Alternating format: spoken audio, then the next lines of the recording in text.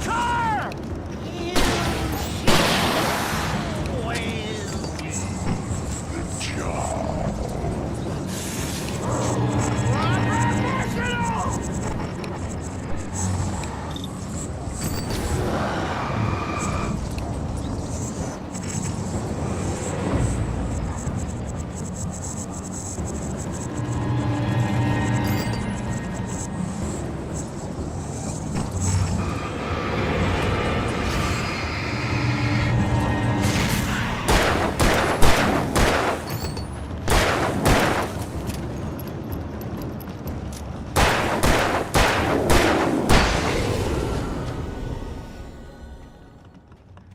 Stucky's body vanished, leaving behind only a lifetime of nightmares to come, assuming I'd reached the lights at the gas station alive.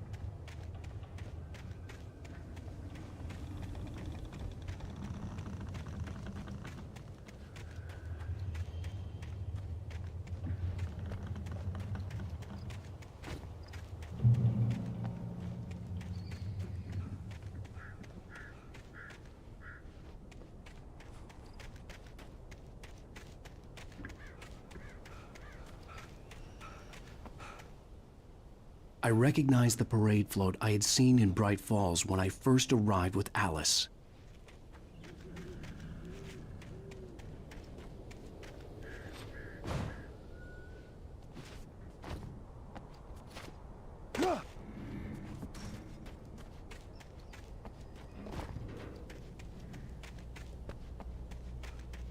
After the insanity I had just experienced in the darkness, the lights of the gas station felt comforting. At least for a moment, the sane world reasserted itself.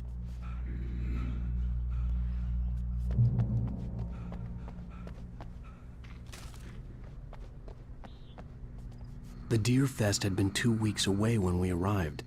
If the day count on the banner was right, I was missing a whole week between the night we got here and now.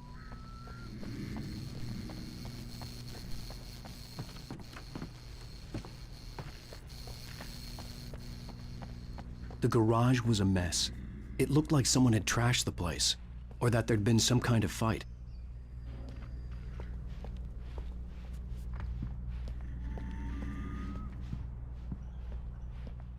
All right. I'll keep writing. Outside, there's only darkness. Outside the cabin, outside the story, there's only darkness. I can feel her presence in the dark. Just now, I could smell her perfume in the room.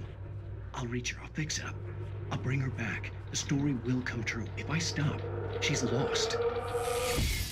I don't believe this. It'd been me on the TV, talking crazy. Was I losing my mind?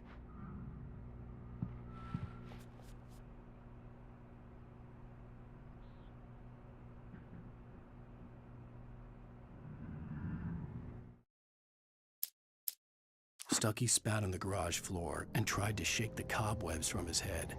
Ever since the couple never showed to pick up the keys, things had been fuzzy. Something, a feeling caught his attention. Stucky looked up and stared as his brain tried in vain to process the horror before him. He stumbled back, knocking over a can of oil. A black pool spread across the floor while he struggled for a brief moment.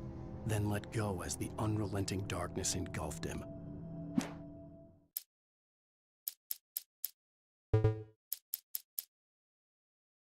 The cabin on Cauldron Lake? She asked. The sheriff looked at me suspiciously. The early morning light flooded through the office windows. I would probably never have gotten out of the woods alive without her help, but I couldn't tell her the truth of what I'd faced the previous night. She'd think I was lying or crazy. She'd lock me up, and she wouldn't help me find Alice.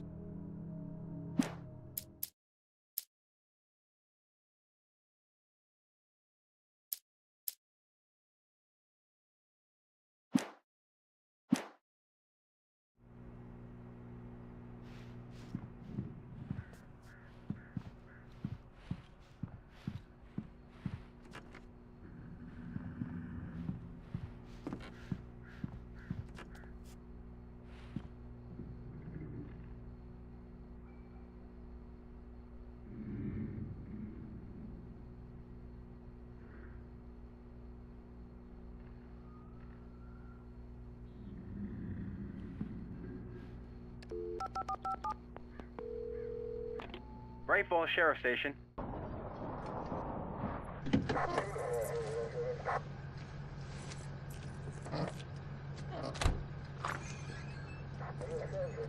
Oh, thank God, Sheriff. Sheriff Sarah Breaker. You are... I'm Alan Wake, but listen, I was in a car crash. My wife, Alice, she's missing. Calm down, Mr. Wake. We were staying in a cabin on the island, on Cauldron Lake. There's no island on Cauldron Lake, not since the big eruption in the 70s. Please, I can take you there, okay? You look like you've taken a pretty bad knock to the head. Are you okay? Listen. We'll figure this out. Please get in the car. We'll swing by the lake and then we'll go to the station, okay? Mr. Wake, have you seen Stucky, the guy who owns this place?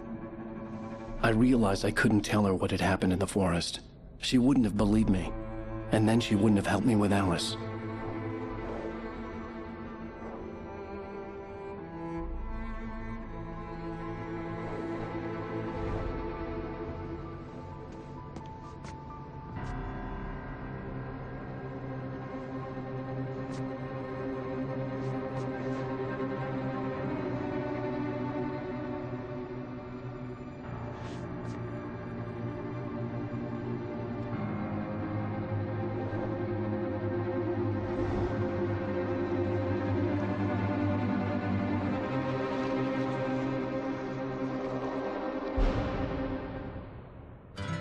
A candy-colored clown they call the Sandman tiptoes to my room every night, and just to sprinkle stardust and to whisper, go to sleep, everything is all right. I close my eyes, then I drift away into the magic night. I softly say a silent prayer, like dreamers do. Then I fall asleep to dream my dreams of you. In dreams I walk with you. In dreams I talk to you. In dreams you're mine. All of the time we're together. In dreams,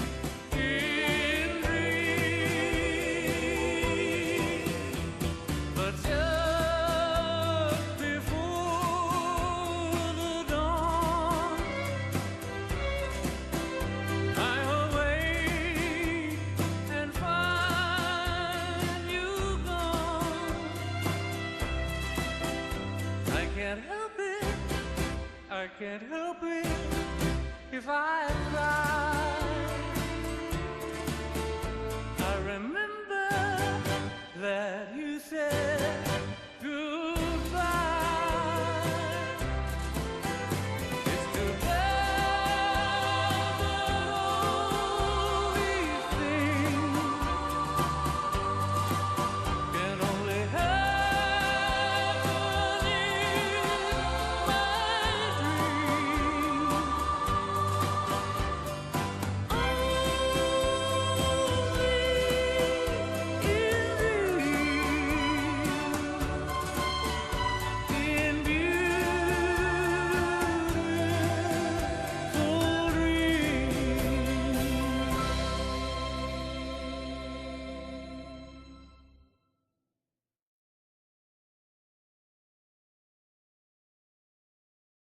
Previously on Alan Wake.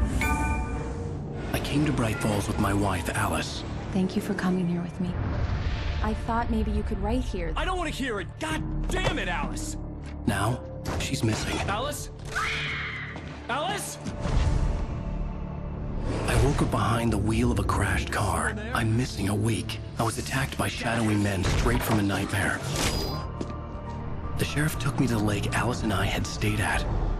But the cabin had disappeared.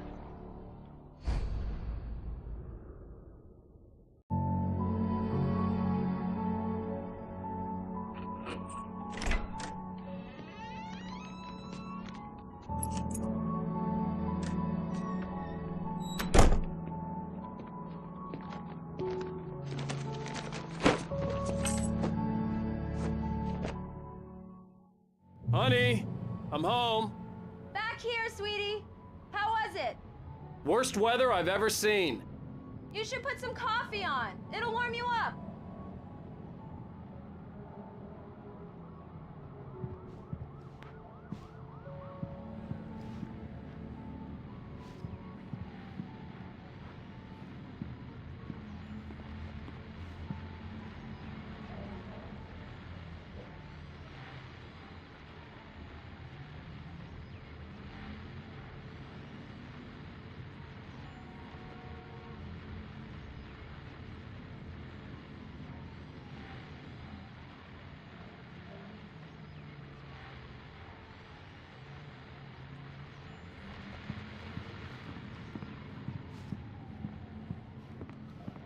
Hey, handsome.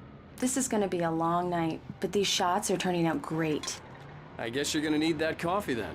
I'll go put it on.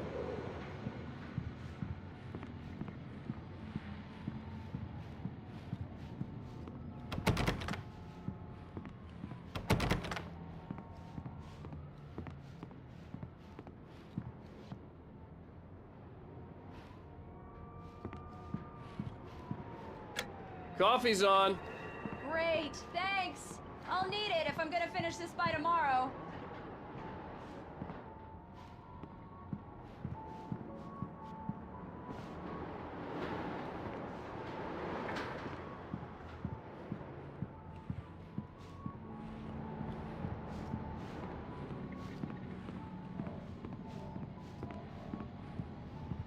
Oh, hey, I just finished those cover mock-ups. They're on your desk. Tell me what you think. No kidding. I didn't think you'd get them done this quickly. On occasion, I can perform all sorts of miracles, my dear. Oh, really? Well, you seemed to think so last night.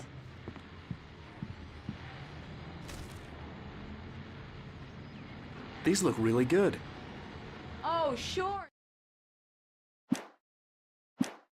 Until Barry gets his hands on them, which, by the way, will happen over my dead body.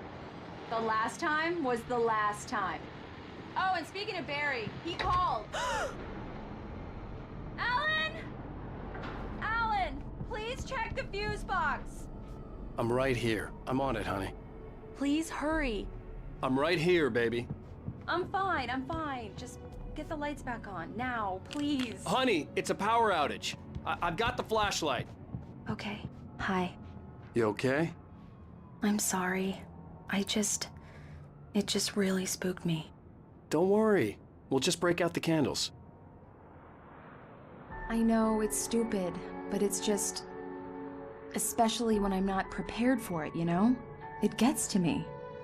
I love you. Tell me a story, writer. Okay.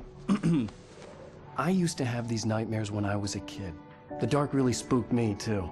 When it got really bad, my mom gave me this old light switch. She called it the clicker. The clicker, huh? Yeah. If I ever got scared of the dark, I could just flip the switch and a magic light would scare the monsters away. Oh, sure. Here it is. Alan. Maybe it'll help you, too. Yeah, nice story, writer boy. You made that up right now, didn't you? No. Seriously. I love you, even if you are a liar. Thanks for this.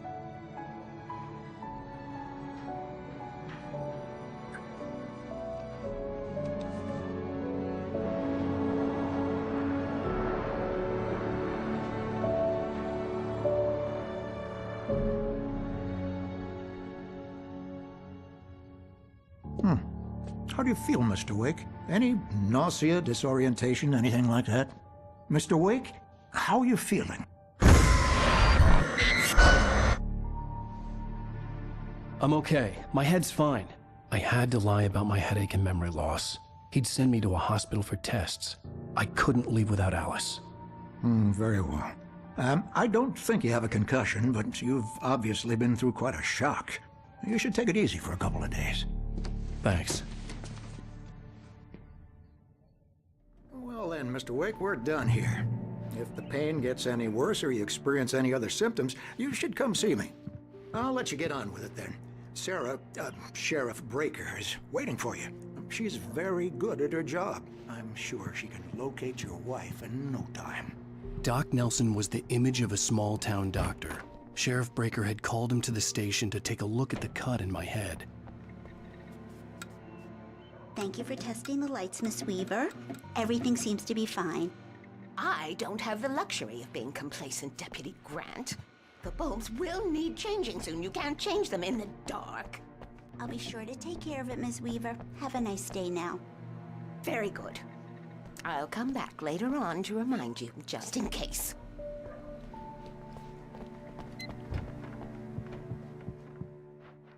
Yeah, it's Mulligan here. I'm at Stucky's gas station with Thornton. There's no sign of him. Over. Wait. Yeah, this is Thornton. Look, we've located the brake float. It's here. That's some good news, right? Stucky was supposed to be driving it at the rehearsals today. Over. Oh, give me that. Mulligan here. Looks like someone really thrashed the garage. Over. Okay, roger that, guys. Keep looking for Stucky. Jane's out.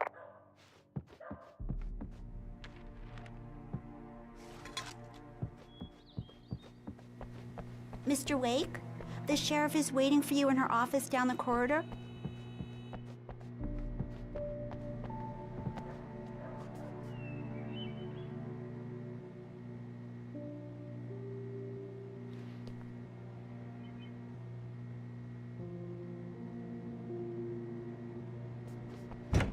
Come in, Mr. Wake. Your phone's on the desk. The battery was dead. It's charged now. Have you started looking for my wife yet? My men are already on it. Now, can you tell me what happened? I'm not sure. I can't remember. We were arguing. I walked out of the cabin. The cabin on Cauldron Lake? How did you end up at Stucky's gas station? I wanted to tell her what had happened last night, but I couldn't. She'd lock me up. Excuse me. I need to take this. Hello? Alan, please help me. Alice? Stop talking to the law. You'll do exactly what I say if you ever want to see your wife again. Who is this? Go to the back lot. There's a hole in the fence on the left. Look inside the junker. I left a little something there to convince you we're all on the same page here. After you ditch the cops, you're gonna meet me in Elderwood National Park. There's a spot Mr. called Wake, can I help you with anything? Midnight. Don't do nothing stupid, pal. We're watching you. I need to get some air. The sheriff said I could go out back. Of course, Mr. Wake. You can get there through the cell. The early morning light hurt my eyes and made my head ache. The man on the phone had said, go through the fence on the left.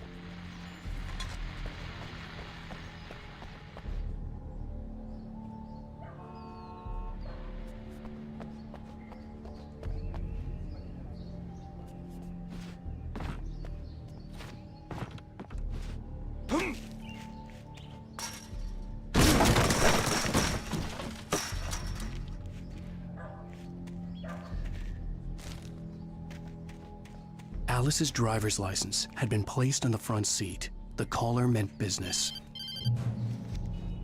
Barry? Ow! Thank God! Where the hell have you been? I've been trying to reach you for a week, you and Alice. I've been worried sick. I flew out yesterday. I'm here in Bright Falls. Barry, listen to me. I'm at the sheriff's station. Come and get me. I can't talk now. Al, what the hell is going on? I had to get the sheriff to let me go. I needed to get to Elderwood National Park to meet Alice's kidnappers.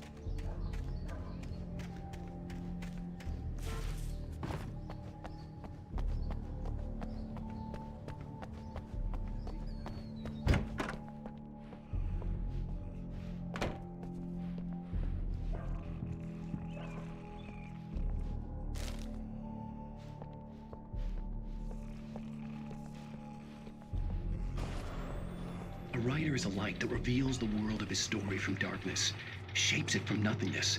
The way a sculptor carves a statue from a block of granite. If I stop, the world I'm making dies. Darkness will reclaim it. It's a long, hard journey into the dark. Alice's life is at stake, but I can't think about that, or I'll lose it. The dread lingers at the edge of perception. I'll push on. Anything is possible here. I'll write the story. I'll save her. Marvelous, Sarah. I just wanted to settle all the damage the Anderson brothers might have inadvertently caused on their recent and regrettable little outing. They are not accountable for their actions, of course. Are you feeling any better, Mr. Wake? I'd like to leave. Am I free to go? Well, we still need to talk about... Am I under arrest? No, of course not. But I need to know where you'll be staying so I can get in touch with you. I'd avoid the motel. The Majestic is known for its roaches. The cabins at Elderwood are pretty nice, though. That sounds perfect. I'm Dr. Emil Hartman. I'd like to invite you to stay at Cauldron Lake Lodge. Did you talk to my wife? I had the pleasure of discussing your situation with her on several occasions. Did you set something up with her? I invited her here. My clinic is a place where... Oh! Hey! Oh, my! Take it easy.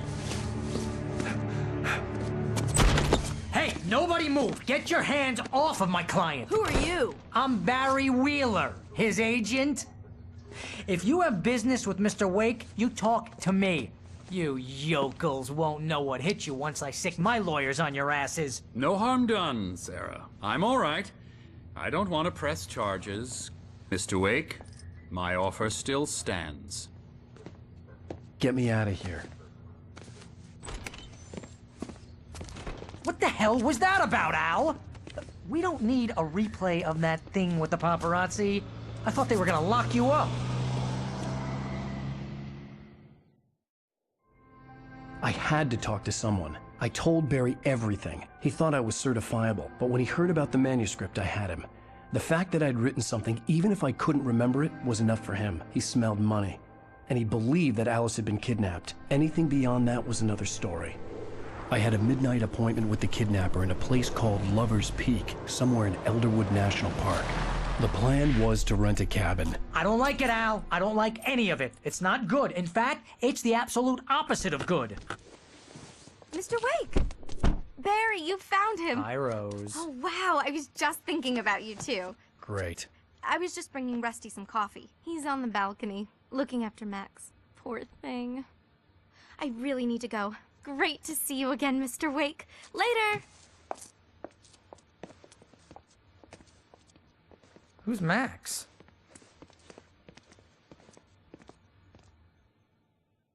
What an airhead. Jeez, Mr. Takes a swing at everybody. This is not her fault. She's a very nice girl and, more importantly, a fan. She even has a fan site dedicated to you. And she was very helpful when I was looking for you. Seriously, Al, what you were saying in the car? Just listen to yourself. What, you shot a guy and his body just disappeared? When was the last time you slept? What, are you high? Have you been drinking? No! Look, Barry, I'm missing a week, and someone's got Alice. Do you and understand everything's just what it sounds like when you say stuff like that? Don't get me wrong, it's a good story, could be a bestseller.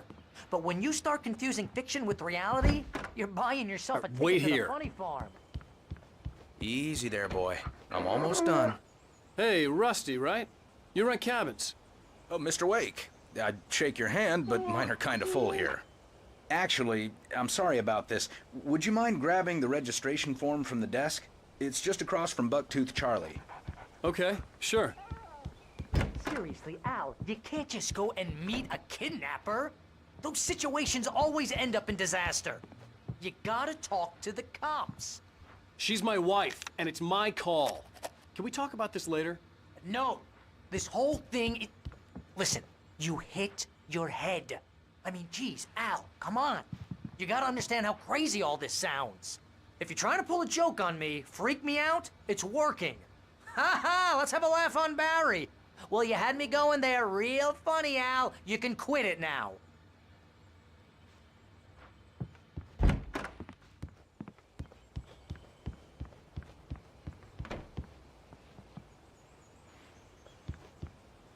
I think this is the form you wanted. And here are the keys. Okay, you're all set, Mr. Wake. Glad to have you staying here. Thanks. Can you tell me how to get to Lover's Peak? Oh, sure. It's at the end of the nature trail. Just follow the paths, you'll get to it eventually. It's an easy walk. Nice spot, too. Look, Al, you're asking me to believe that you shot a dude who went poof into thin air, a guy who was bulletproof until you pointed a flashlight at him. You hear that from people who end up spending time in padded rooms, strapped to their beds, wearing white shirts with too long tangled up sleeves.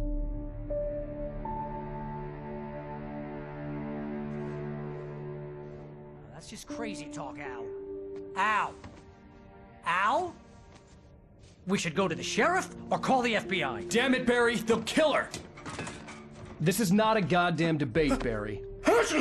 I'm going to Lover's Peak. He said to come alone. Okay then. I understand. But you're my best friend and I'm worried that you're not right in the head. Tell me what to do to help and I'll do it. You stay here, and if I'm not back by morning, call the cavalry.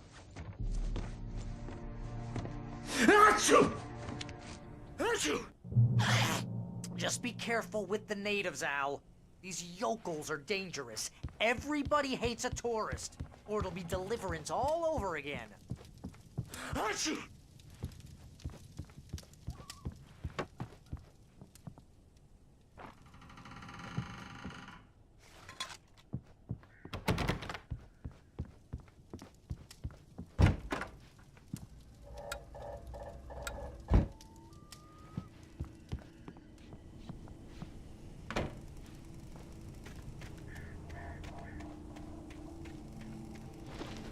I'll wait here, Al. I'll hold down the fort.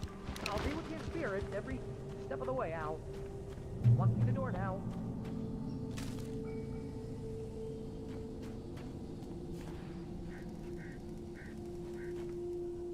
Barry had the keys to the car he rented.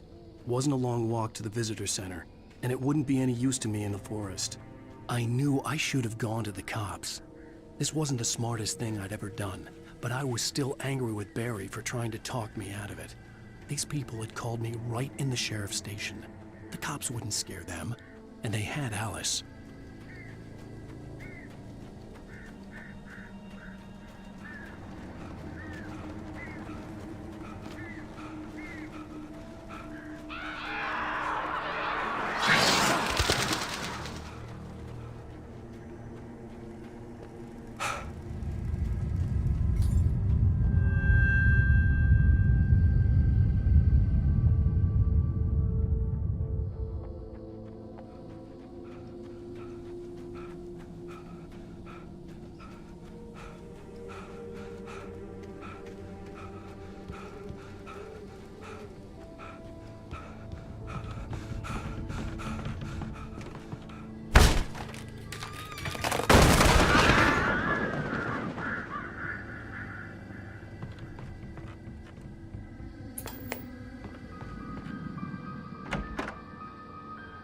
Crime and punishment. The cancer and cure of civilization. But some crimes are impossible to punish, especially in Night Springs. Tonight's episode, The Man in the Mirror.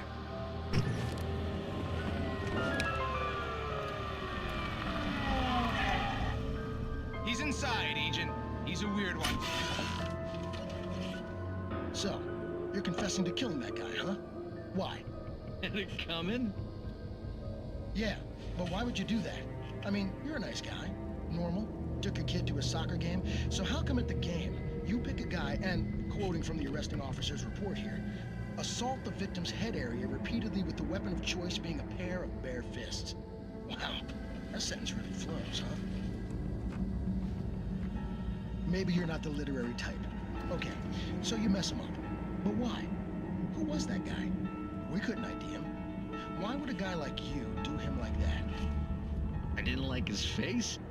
Well, you must have hated it, because you really went to town there. I mean, there's no way to tell what he looked like. No ID on him either. That must be difficult. But then we ran the fingerprints. Got a match. Your prints. Identical. Huh, how about that? Your son said you were wearing a white shirt when you took him to the game. But the white shirt is on the dead guy. It's plenty red now. You won't get away with this. Do you really think that's in any way relevant to me?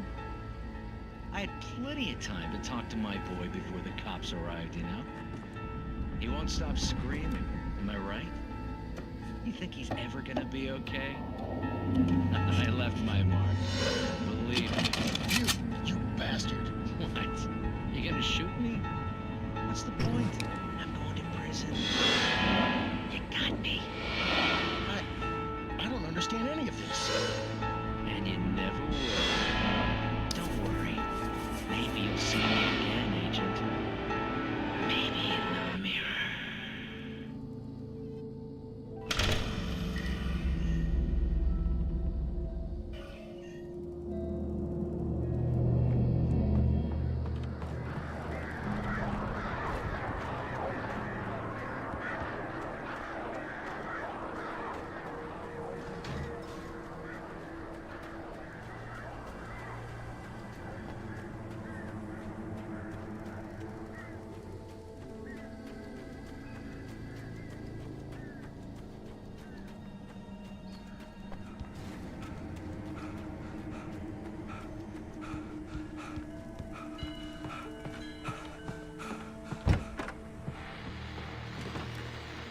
Welcome back to the show, folks. As promised, our very own Dr. Nelson has just parked his rear end in the studio. Doc, what's your Deerfest plan like?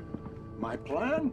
You make it sound a lot more organized than I ever seem to manage.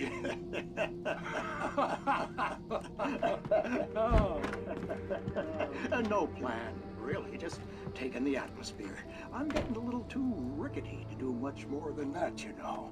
Oh, tell me about it. No sack race for us older gentlemen, huh? Yes, exactly, Pat. But I'm going to check out the political and one of the part-time.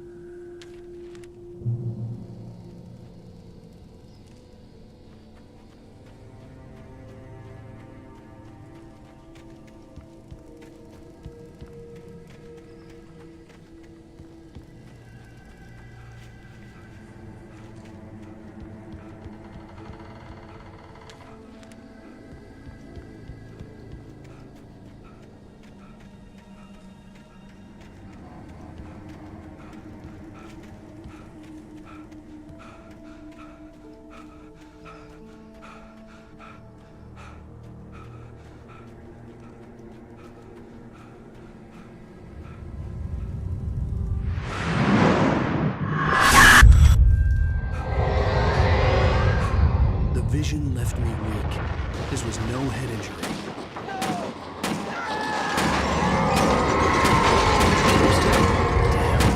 Rusty, hang on! I'm coming! Please, help me!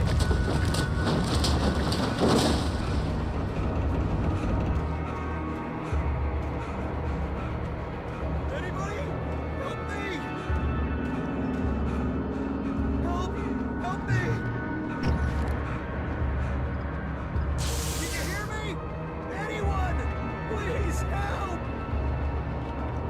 Hello?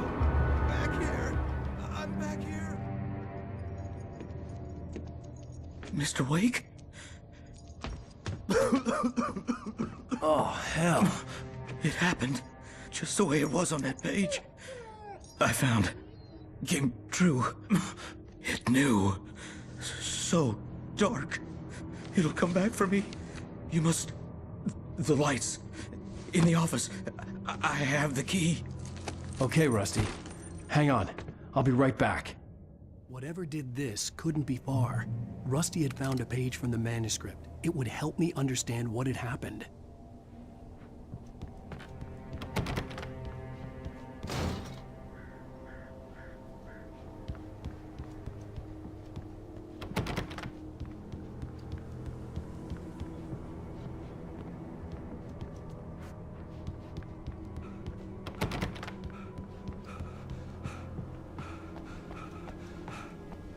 The only way to make sure that Rusty was safe was to get the power running and the lights back on.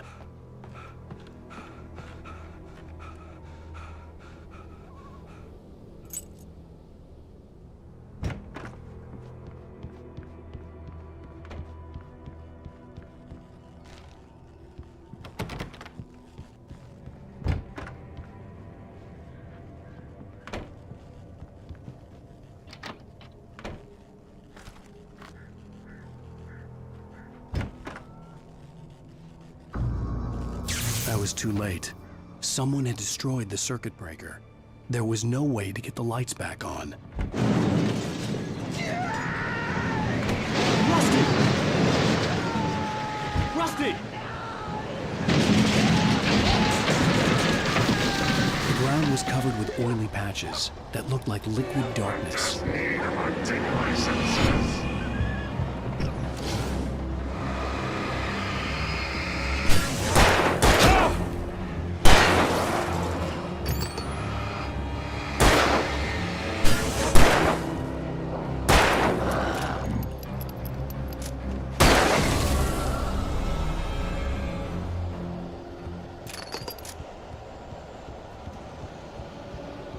Something had torn a mammoth-sized hole in the wall. Please! Don't feed the animals.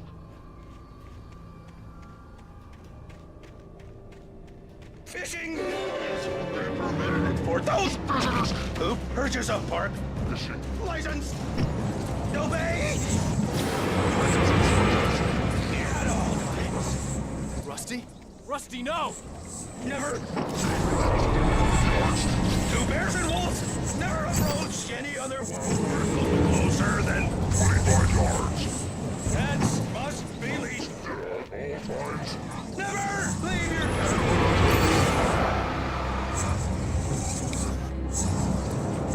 It is against the law to remove any natural objects or historical artifacts from the park.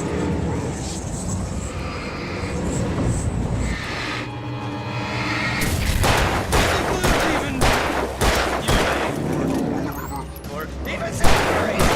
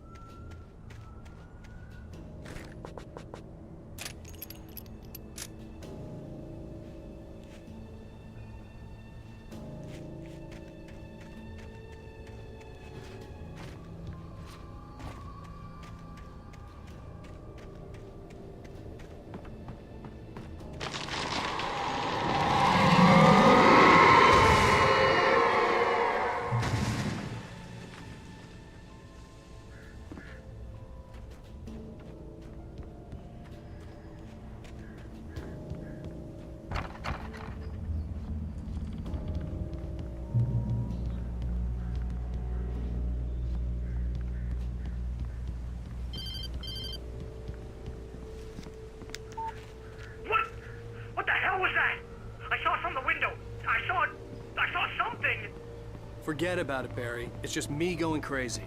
Oh, jeez. Oh, jeez. You're not crazy. I wish you were crazy, but you're not crazy.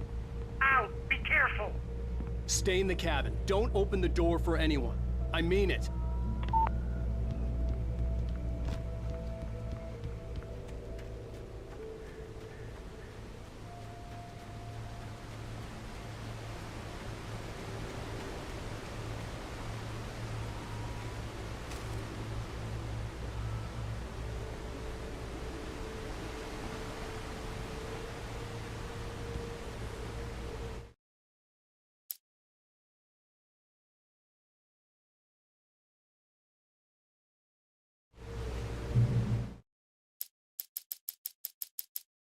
It's true what they say about the fall and the sudden stop at the end.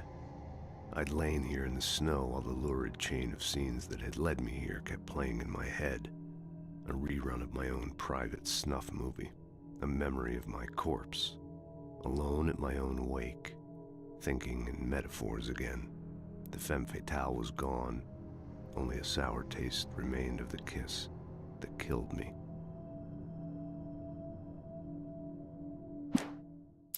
This was a late goodbye. 13 years after I'd gotten my revenge, it had finally caught up with me. It had been a long time to bear the pain. My blood painted the snow red. A gruesome slushy dissolved all the scattered painkillers and leisurely dripped down to the sewer, mingling with the bile of the city, becoming one with it. I can see them now, my wife and my baby. Honey, I'm home. In spite of its human mask, to describe the dark presence as intelligent would have implied human qualities on something decidedly inhuman. Nonetheless, it found the one spot in the diner that was dark enough. Some light spilled into the corridor, ravaging it. But it took the pain. Horrible as it was, the writer would soon fix that. He would be coming to the one place where it still had power. The kidnapper fired his gun one last time, and the shadow vanished into the darkness it had come from. See? Nothing to it, Wake. The thought of Alice in his hands was revolting. We stood on the wooden platform of Lover's Peak, the waterfall on the mountain behind us, the lights of the radio mast blinking red in the heights above. I fought with the urge to take a swing, force myself to speak. Let's cut the act now. Where's my wife? Alice looked through the viewfinder, lining up the shot. Cauldron Lake was breathtaking. Something caught her eye. A figure standing in the shadows behind the cabin, like a thin woman in a black dress. She lowered the camera and looked again. No one there. Just a collection of bushes that looked vaguely human-shaped. She shook her head and laughed. Barry had never gotten along with Alice, but he knew Alan loved her with an almost frightening intensity. And now something had happened to Alice. And here was Al armed with a gun and saying things people got put in padded cells for. It was as if his friend had experienced a massive psychotic episode and was now totally disconnected from reality. It scared the shit out of Barry. The air in the visitor center was heavy with an awful smell, as if some rotten drowned thing had crawled up from its grave. Rusty kept coughing blood. My eyes were drawn to the twisted shape of his broken leg. The attack had been vicious. Max whined in his cage. Rusty's eyes were wild with fear and terror. He gasped. "Mr. Wake, it happened just the way it was on that page." At the last instant, I changed direction and threw myself down. The axe splintered the trunk of a tree. I stumbled into the pool of bright light. My lungs burned. I was too exhausted to move. I tensed as I waited for the killing blow, but it never came. I raised my head. Nothing moved in the darkness beyond. For the moment, bathed in the cold light, I was safe. In that last instant of consciousness, Rusty thought about Rose. He was older than she was. Rose was barely out of her teens, but she made him feel young and forget what a train wreck his long-dead marriage had been. He still wore the ring. He'd been waiting for her to tell him to take it off. Now she never would.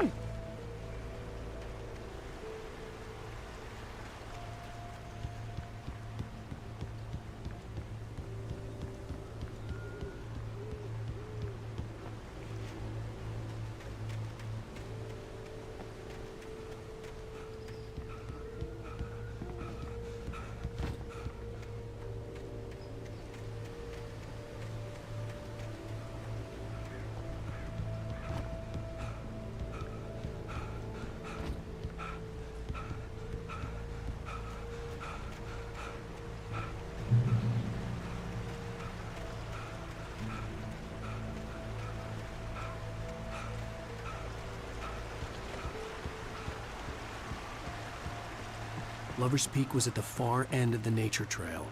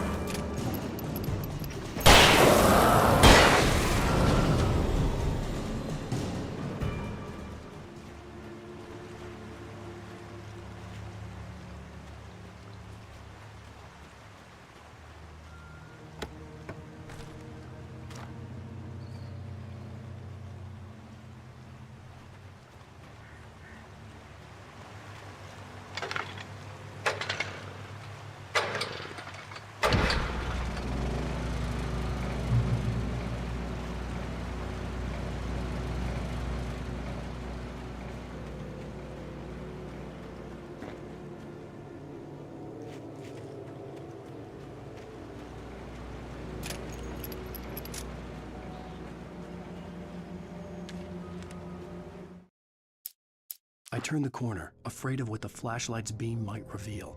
Suddenly, a roughly painted symbol of a torch glowed in the light. Behind it, hidden by a rock, sat a battered metal trunk. It was here for a reason, packed with supplies, batteries, flares, ammo, things you need to make it through the darkness of the night. Something left behind by someone who knew what I knew, and more.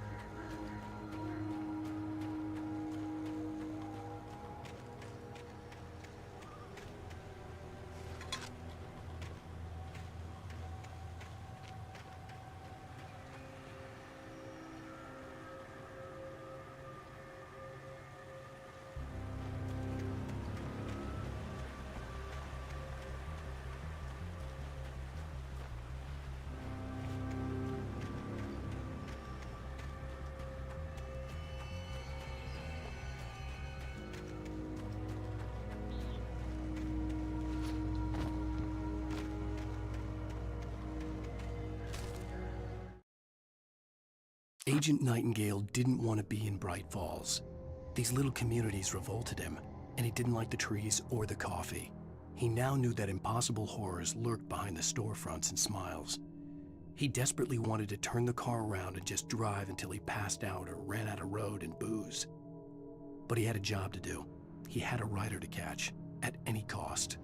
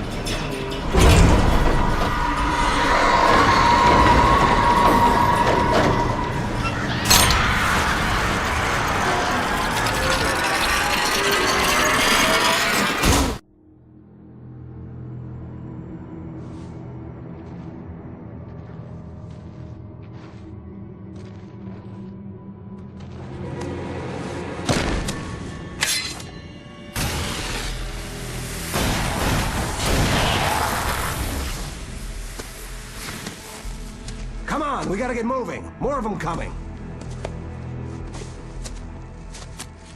That flashlight's kid stuff. The flares will keep the bastards away.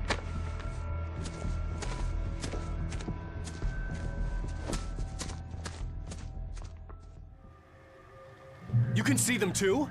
Hell, of course I see them. Come on, we gotta move. Why? Because that's the way the story goes. Yeah, but... Let's move! I lost my gun back there. Oh, I've got a gun. Just keep that light steady on him. It took a moment, but then I recognized him. He'd been on the ferry when I first arrived here with Alice. He knew my name. We were headed in the direction of Lover's Peak. There was no way this was a coincidence. He was the kidnapper. Come on, Wake! You better keep up. You set him up, and I'll knock him down, Wake. That's what I got for you!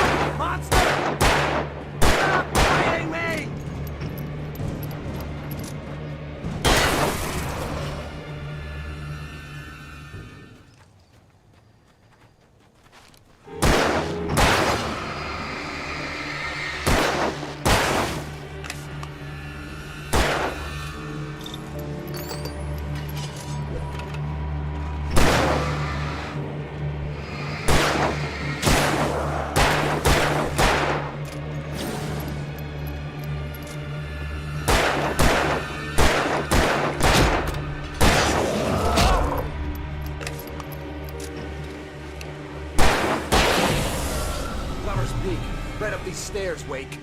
Use the flares from the emergency box to hold them off while I get these boards off. Give me the gun.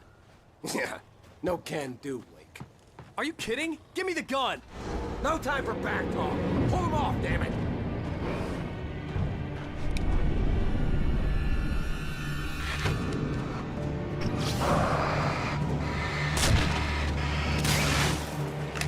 Just a little longer. Scare them off. Get some light on those bastards. That'll keep them off us.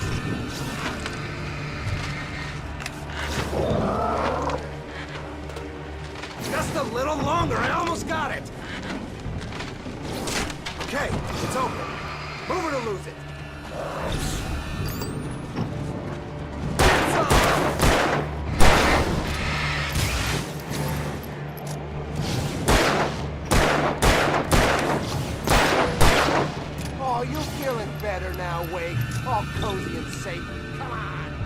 sissies are playing in the dark.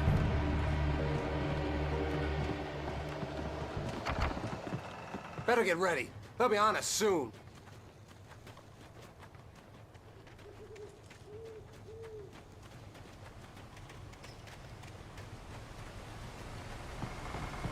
This is it, Wake. The last stand. There's more flares here. Get ready. We fight them as long as they keep coming. Give me the goddamn gun! They're coming! That's not how this goes. Get with the program, Wake.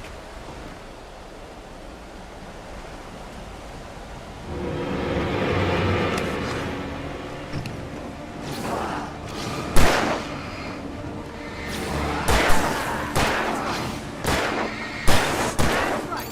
You just keep coming.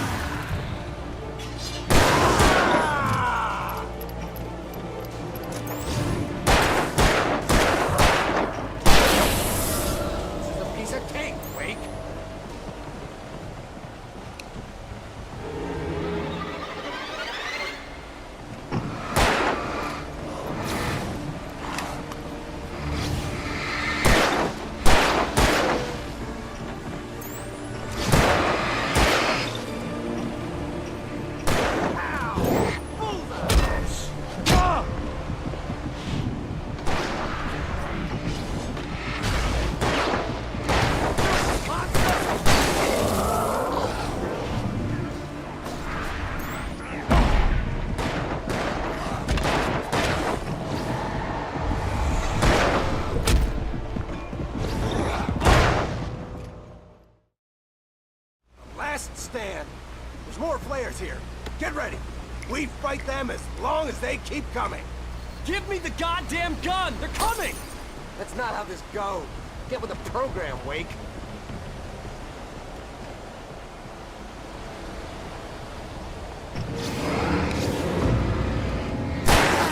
That's right! That's right! You just keep coming!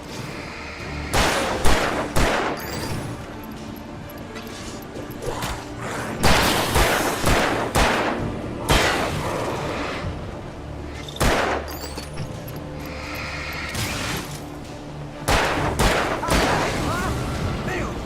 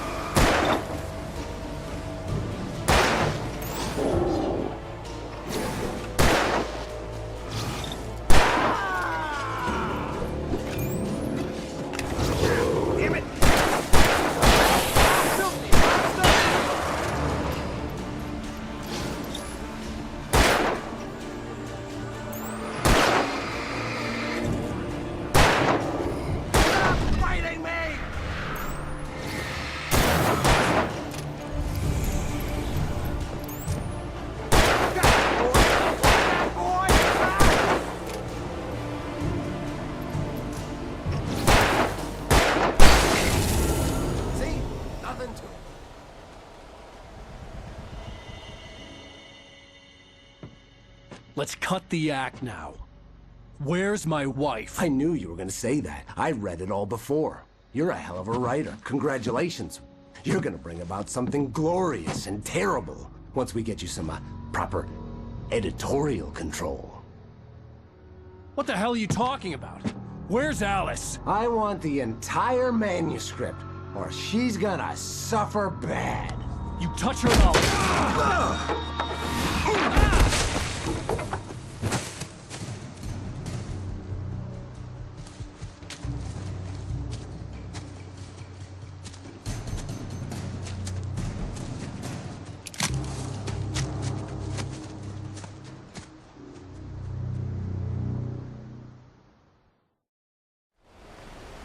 You're gonna give me the manuscript or you'll be sorry! No! Come back here! I swear I'll kill you if you hurt Alice! Do you hear me? Come back here! He had Alice, and he wanted the manuscript because he thought it held some magical power. But I had... On more than one occasion, Alice had tried to explain to me how it felt to be afraid of the dark. To her, darkness wasn't simply the absence of light, but something more tangible than that. It was something you could touch and feel. Worse than that, it was something with a mind of its own, something malicious and malign. For her, things changed when they were wrapped in darkness. They turned into something else, something foreign. And nothing was safe or innocent anymore. I'd never really understood what she meant, until now.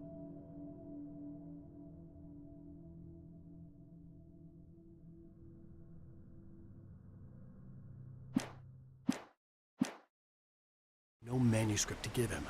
I had to get back to Barry and figure out my next move.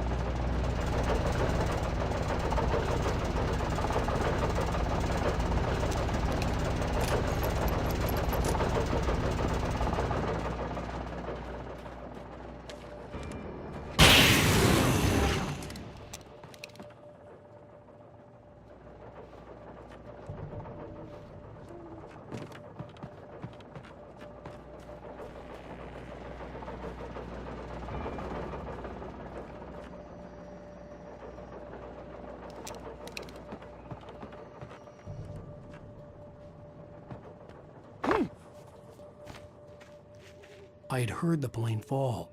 It made no sense. It was clear that it had just fallen here, but it was very old and obviously hadn't flown in decades. Looking at it sent a shiver down my spine.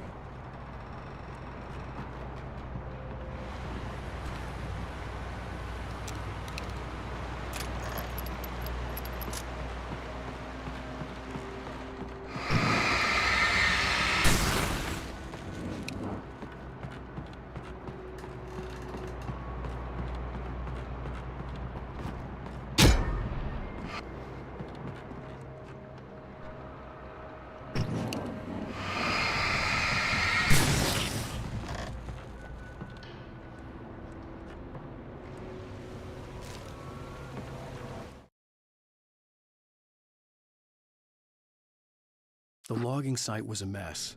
The modular office had been pushed off the cliff.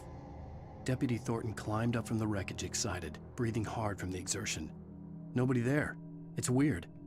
Don't you think that's weird? Bored, Mulligan let out a mighty snort. Hell, it's always weird, Thornton. Just a question of sorting out what kind of weird it is this time around. The night had been one desperate situation after another. I was exhausted, and my body felt as though it had been chewed up and spat out. The flashlight was heavy in my hand, and each pull of the trigger sent a painful shock up my arm. But I was finally out of the woods, and things were looking up. That's when I heard the chainsaw. Rose knew that Rusty was in love with her, and she liked him too. She liked him a lot. He taught her to dance, and life had certainly taught her the value of a man who was gentle. He treated her well, made her smile, made her feel good. But Rusty wasn't the prince of her dreams, and that tended to underline the unbearable truth. She was no closer to that Hollywood magic than he was.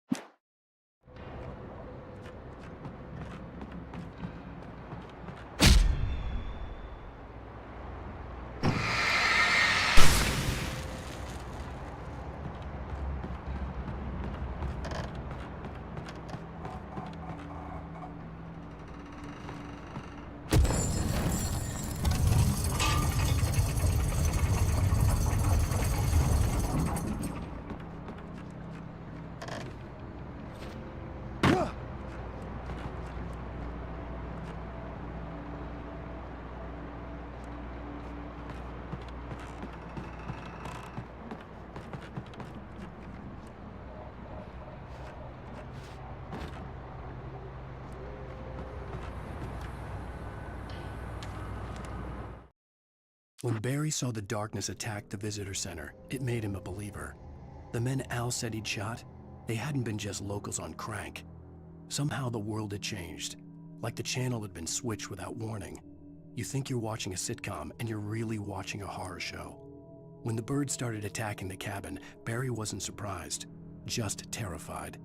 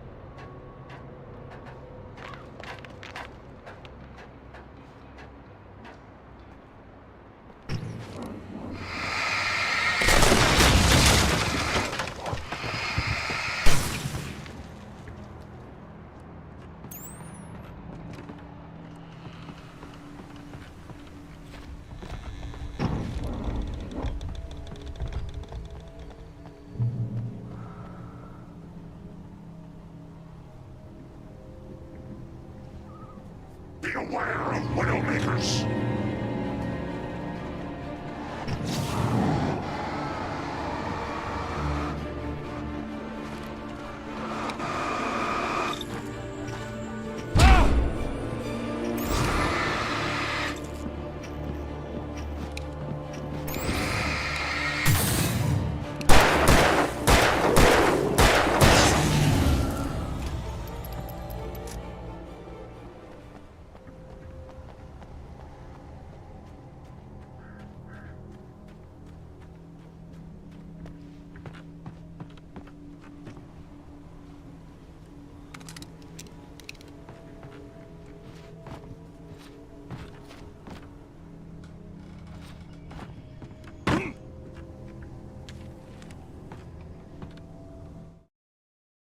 Shadows stirred and the wind picked up as I ran through the forest.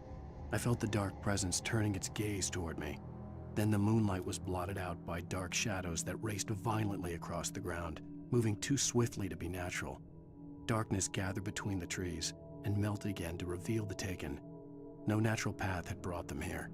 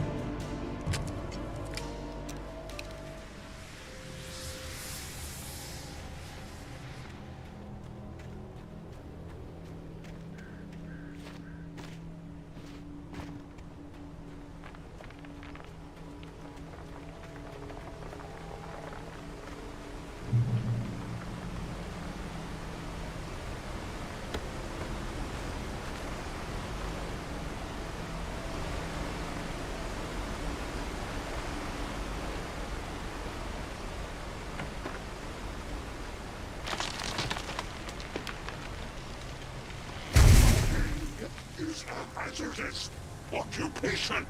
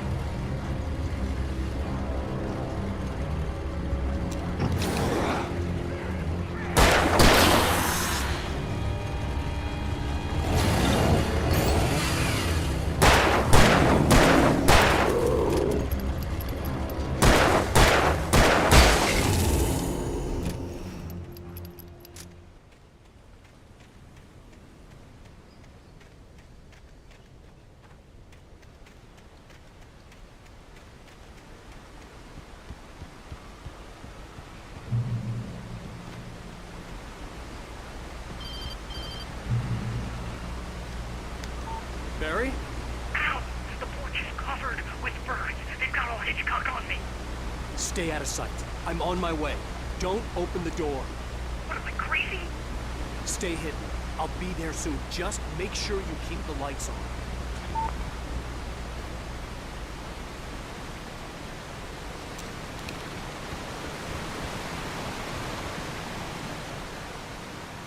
I still had to reach Barry at the cabin, but at least I was out of the woods.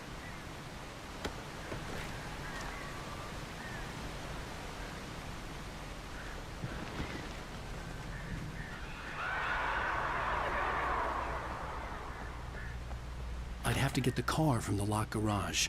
It would get me back to Barry faster, and the headlights were a welcome bonus.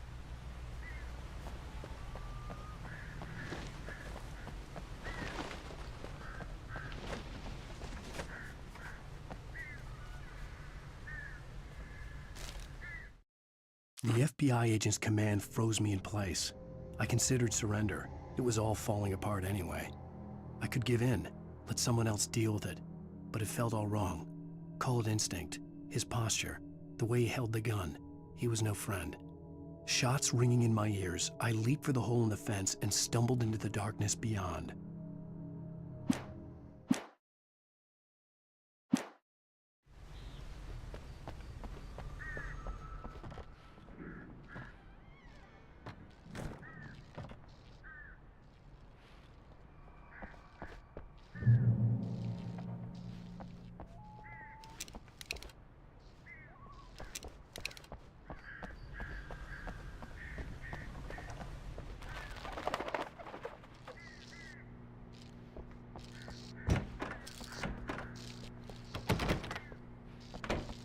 I had to find the key to the garage. A story is not a machine that does what you tell it. A story is a beast with a life of its own. You can create it, shape it, but as the story grows, it starts wanting things of its own. Change one thing and you set off a chain reaction of events that spreads through the whole thing. The characters have to be true to themselves. The events need to follow a logic that fits the story. A single flaw and the magic is gone. The story dies. Alice dies. You can learn about nature and yourself, kid.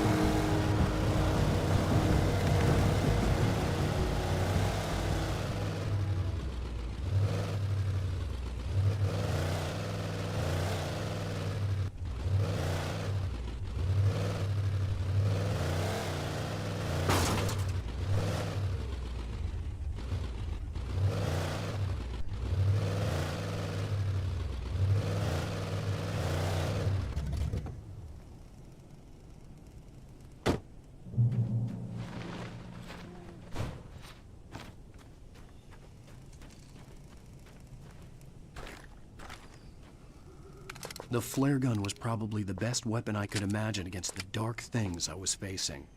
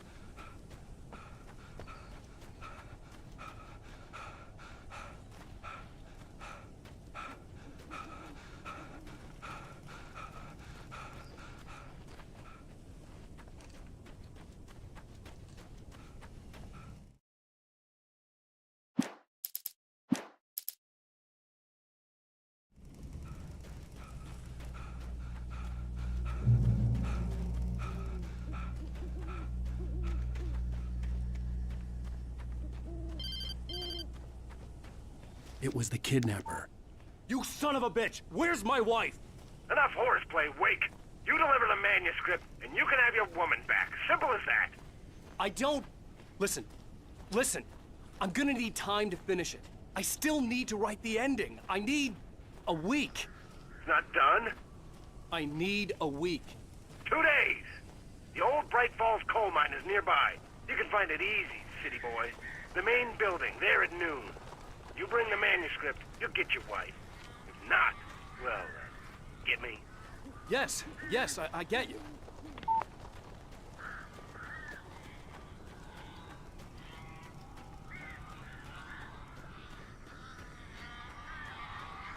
Barry had talked about birds over the phone.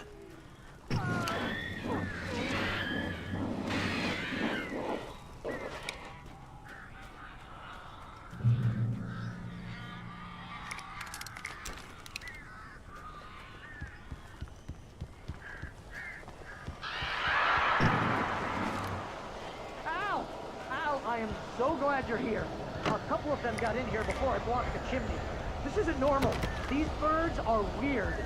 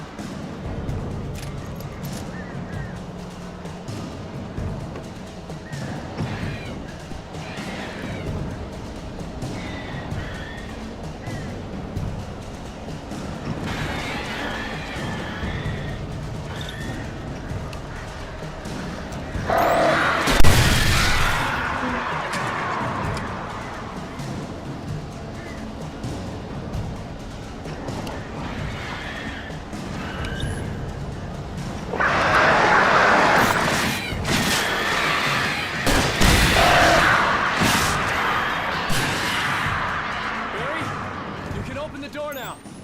They're gone. Hey, Al. I'm sorry for thinking you were having a psychotic episode, man. I sent Barry to the town to ask around about a man fitting the kidnapper's description. He'd go through the archives of the local paper. Perhaps he could learn something. Anything about the island and the cabin that had disappeared. The man wanted a manuscript. I had to try to write him one to get Alice back.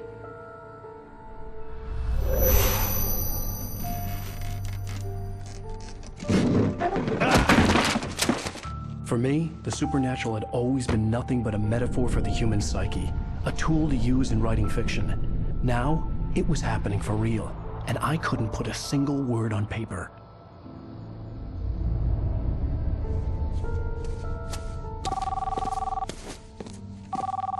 Barry Wheeler speaking. This is Rose. Rose? I found Mr. Wake's pages. Oh, you sweet, brilliant girl. Could you and Mr. Wake come get them? I live in the trailer park outside the town. We'll be there in less than an hour. Bye now. See you soon. Have a great day. Hope you come back soon. Welcome to the Oh Dear Diner. Good girl.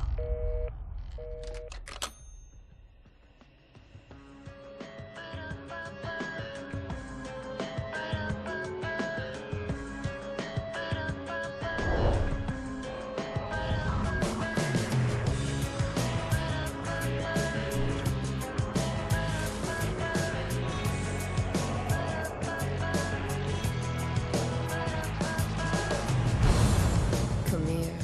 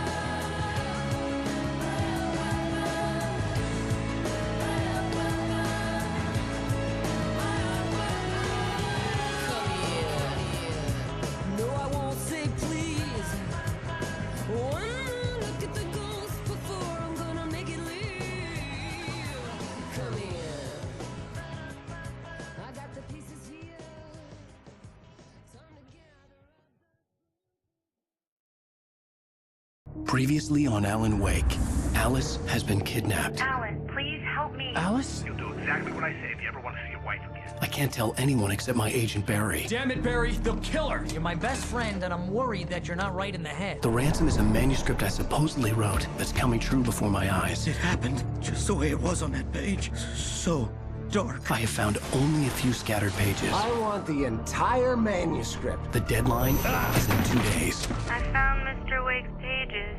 Good girl. How the hell did she get her hands on the manuscript anyway? I don't know. She's resourceful. I told you were too hard on her. Listen, I found out all sorts of interesting stuff while I was digging around. Yeah. Mr. Wake, it's Sheriff Breaker. We have an FBI agent here, Agent Nightingale. FBI? He's anxious to see you. You'd better come to the station. Okay, I'll be right over, Sheriff. Let's make this quick, huh? Help you folks? Name's Randolph. I'm the manager. We're looking for Rose. Works as a waitress down at the diner. Rose, sure. Nice girl. Who wants to know? I'm Alan Wake. The writer, huh? I heard on the radio you were visiting. Well, I'll show you her trailer. That Rose, she's a nice girl. Always pays her rent on time. As I was saying, Al, I found all sorts of weird stuff from the local newspaper's archives. This place is crazy. Disappearances, mysterious deaths, urban legends come true, and get this, most of this stuff takes place around Cauldron Lake. Well, you ain't wrong, mister. The Indians thought the lake was a doorway to the underworld. I'm the God-fearing type myself. I don't hold with that sort of thing. Yeah, okay. Anyway, there was an island there owned by a guy called Thomas Zane. Now, some of the articles I found about him make him out to be a famous writer, but I ran a bunch of searches, couldn't find a single thing he wrote. Zane was heavily into diving, so much so that the place came to be called Diver's Isle. But the volcano under the lake erupted in 1970, and Zane went down with the island.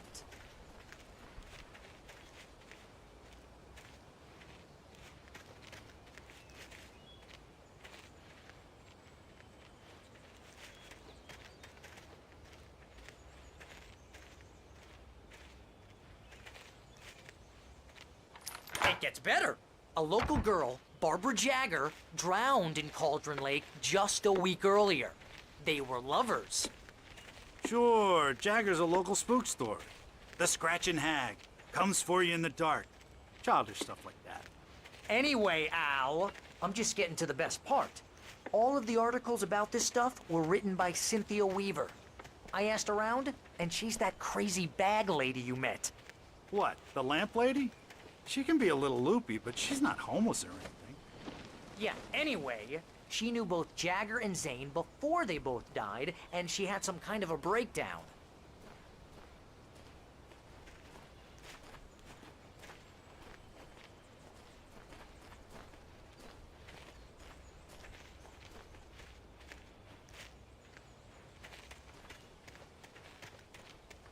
Well, mister, this here's Rose's trailer. You mind me asking what you want with her? We're just here to talk to her, pal.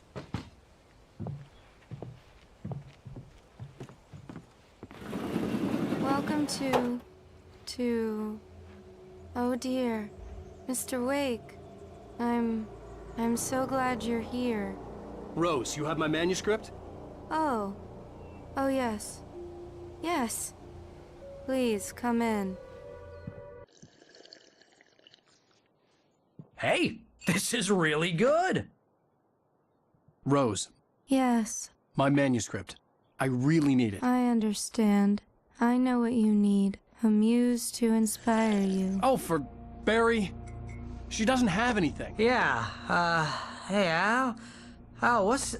Oh... Barry! What? What?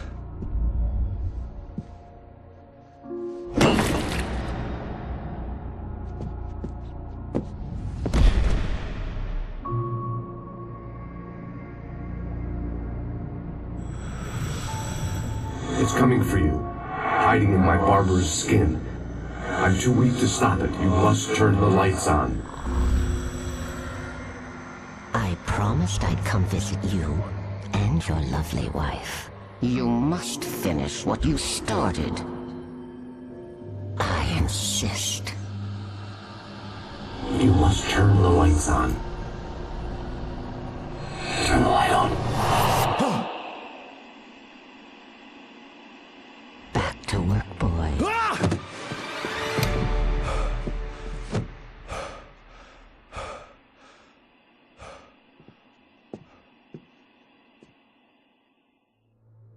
I felt nauseous, hungover. Only anger kept me going. I can't tell reality from dream anymore, but it seems I have an imaginary editor to help me. She's an old woman in a funeral dress. I call her Barbara Jacker. She's very strict. I'm writing faster and faster. My manuscript is being heavily revised. The edits are getting very aggressive, and each day there's less of me and more of her. I hate it, but I know she's right. She promises me I can save Alice this way. She knows more of this than I do. About the complex incantation I'm attempting. About this place. She's worked with another writer under similar circumstances, Thomas Zane. The genre of the story seems to be shifting. It's turning into a horror story. I'm getting close. I can feel it.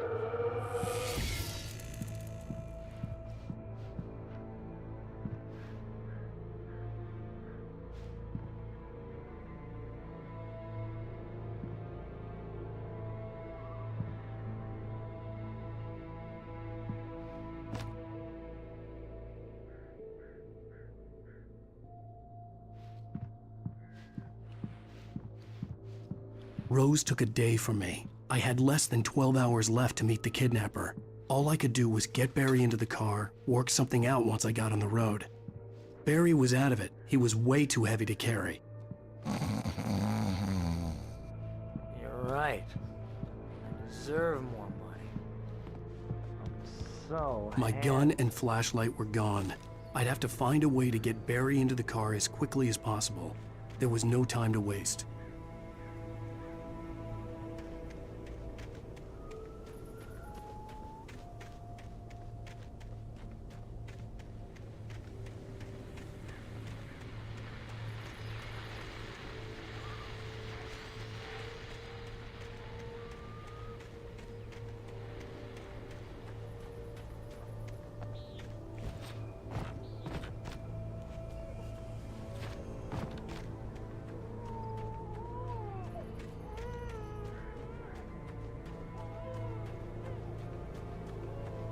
Oh, you're gonna get it now. God knows what you've done to that poor girl. This is Agent Nightingale, FBI! Get him up, Hemingway! You're under arrest! You move a muscle, I'll unload right in your goddamn face! Stay right where you are, Spillane!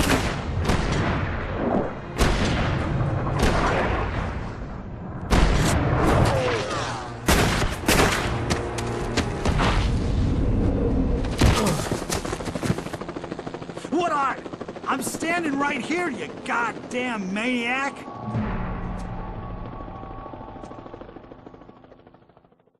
I hated to leave Barry behind, but there was no way I'd miss my appointment with the kidnapper. Give it up, Mr. Wake! Come on!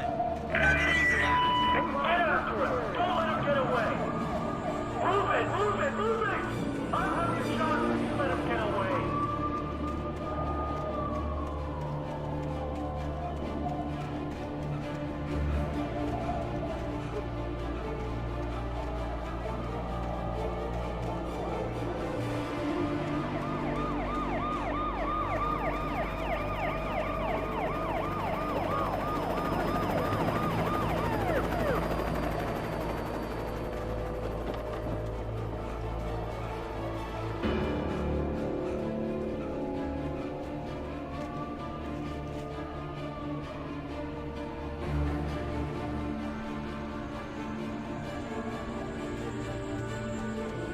There he is!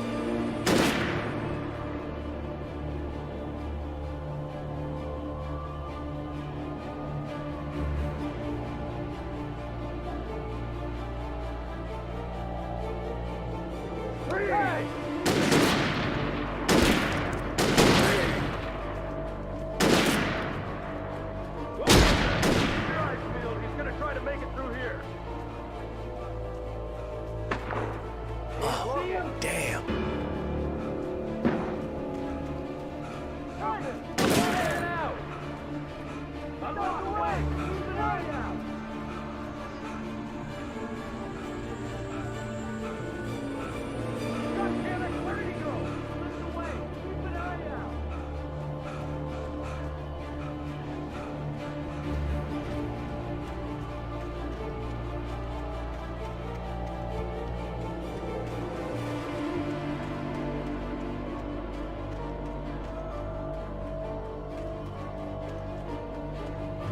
He's gone! Come on, guys! We need to head him off!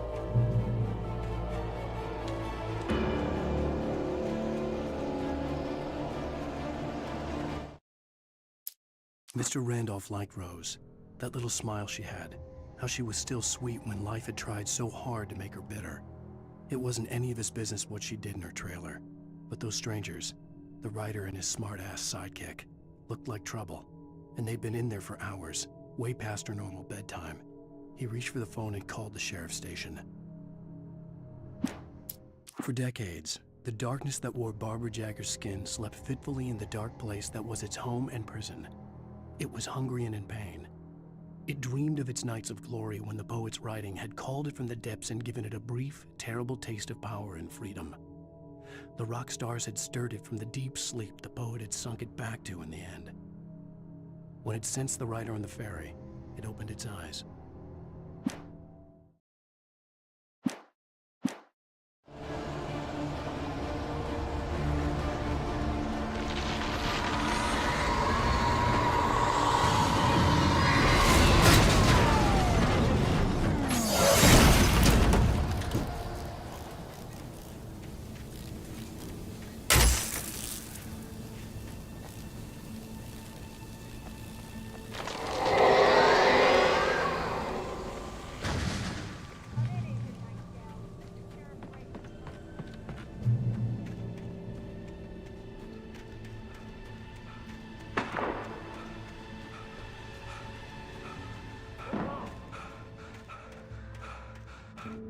Search the area!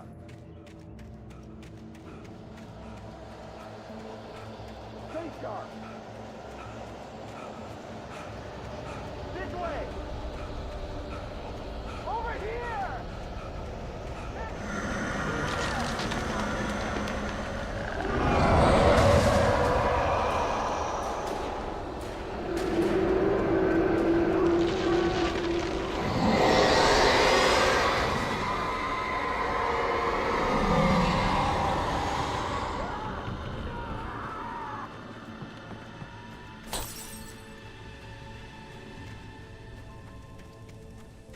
This horror was everywhere I went, circling me. The cops didn't stand a chance. They were after a writer, not a monster.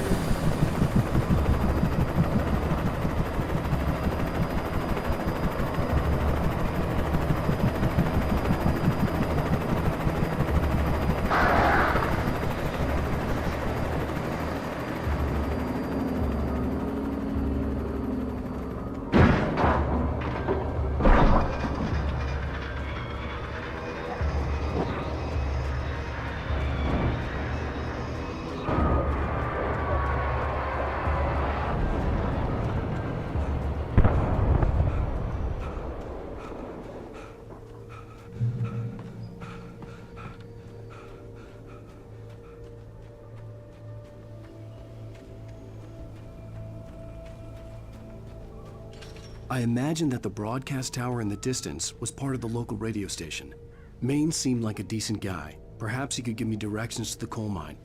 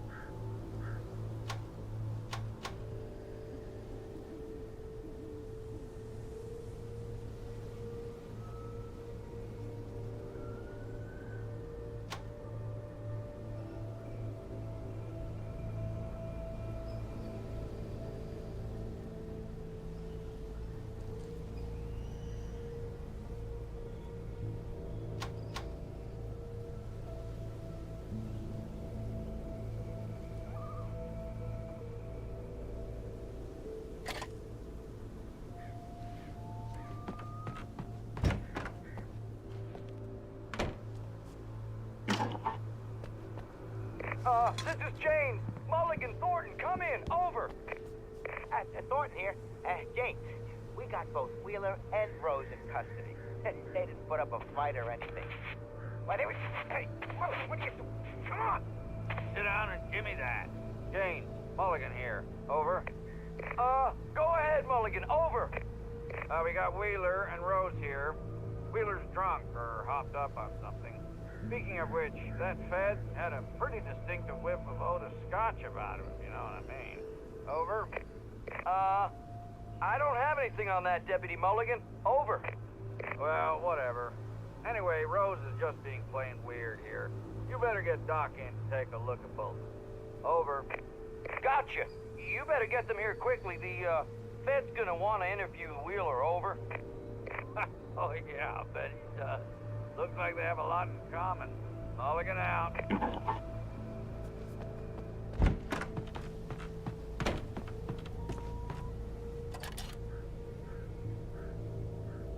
I could see the lights of the radio station in the distance.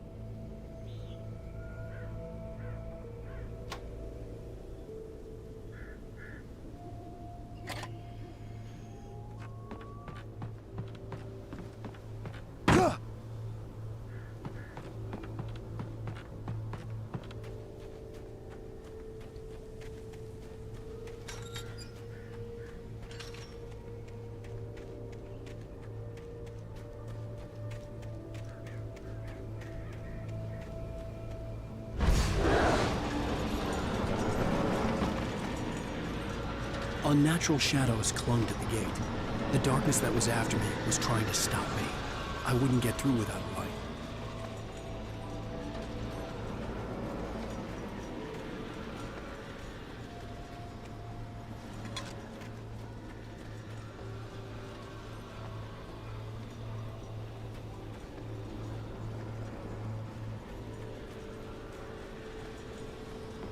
There was no power to the searchlight.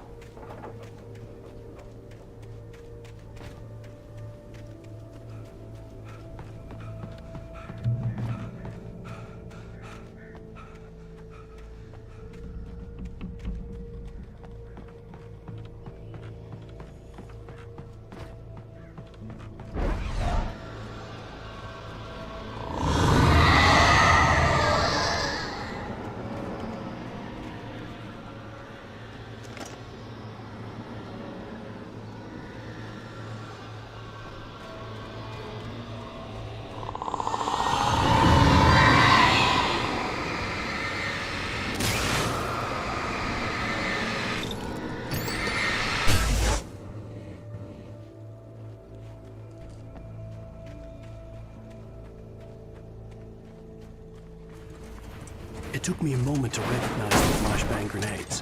They were an ideal weapon for my situation. Team 1, come in. Over.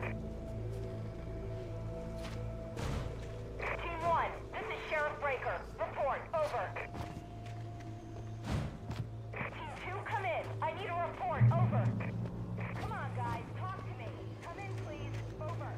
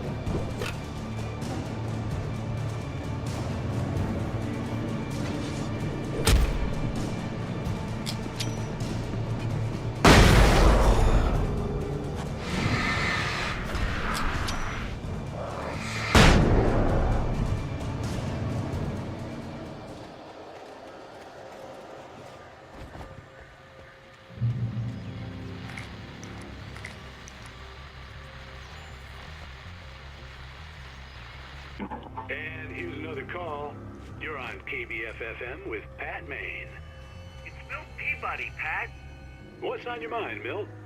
Well, I live near the trailer park, Pat, and there's a big ruckus going on over there.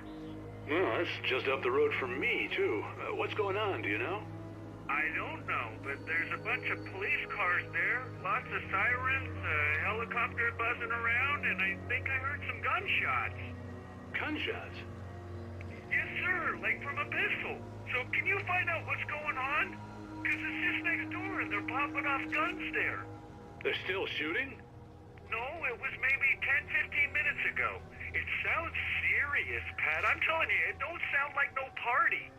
Well, I'm certainly going to give the station a call, Milt. Okay. You'll hear it here as soon as I hear from them. Okay, thanks.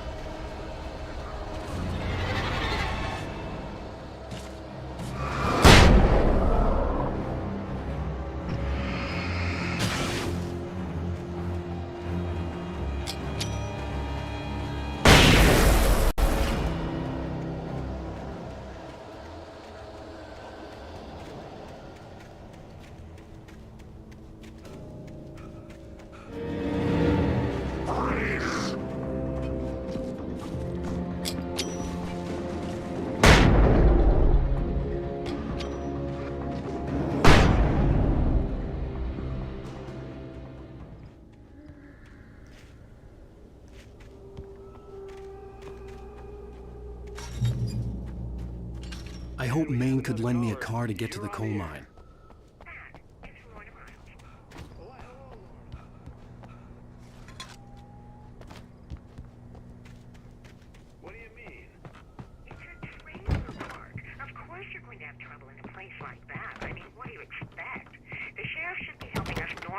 citizens instead of wasting resources on those people. Well... Let the trash sort themselves out.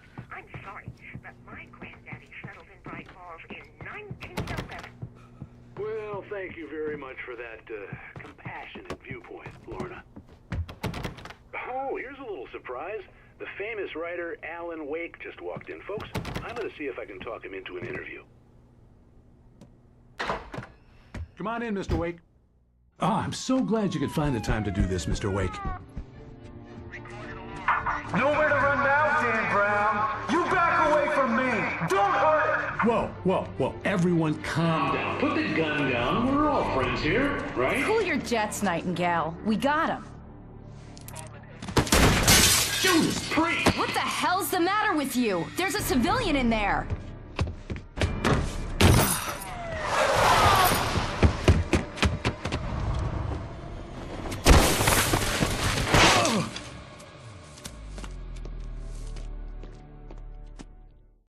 I'll get you yet, even if it kills me. You hear me? You hear me, H.P. Lovecraft? I had fallen off so many cliffs it was ridiculous. That's what you get for naming a book The Sudden Stop. It was probably good I hadn't had the chance to tell Maine where I was going. I'd have to lose the cops and find my own way to the mine. Nightingale stared through the broken studio window into the dark woods. He turned around, started to walk out, but Maine grabbed his arm. "Young man, you almost shot me. You don't shoot off rounds at people like that. What's the matter with you?" Nightingale shook his arm free, marched out. His cheeks burned with rage and humiliation.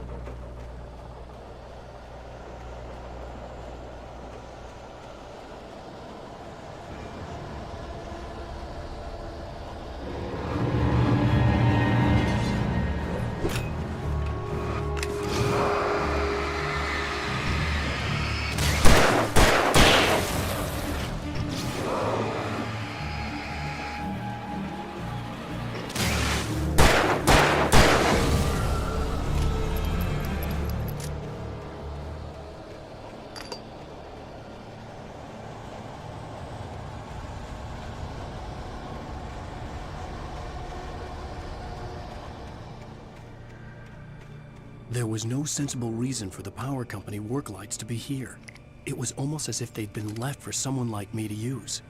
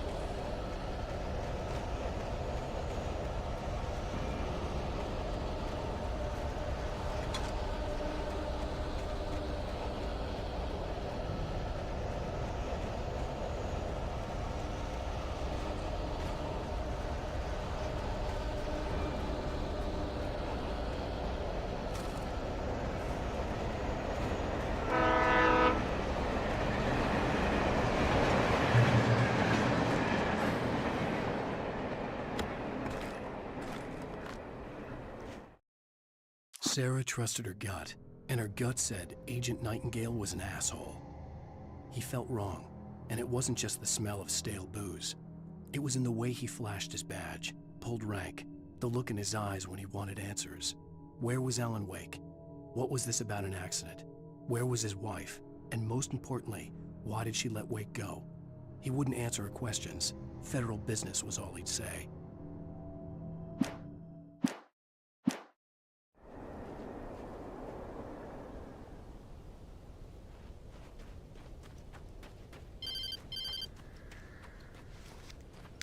Hello? The most stubborn man I've ever met. Alice? Alice? Alan, I'm so afraid. It keeps me in the dark. Please help me. I look at you, Alan, and it's not you. Something else. Looking out from behind your eyes. Alice, I'm here. I'm so alone here. It's all gonna go to hell.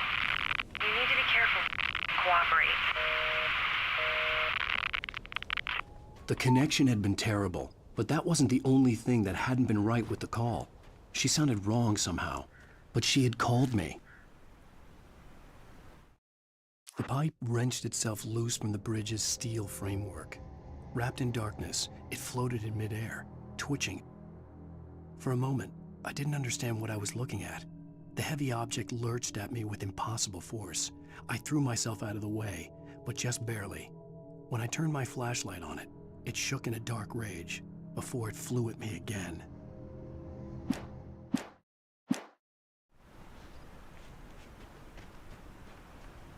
I could see a railway bridge up ahead and a warehouse of some sort on the opposite shore. I hoped I could find a car from there.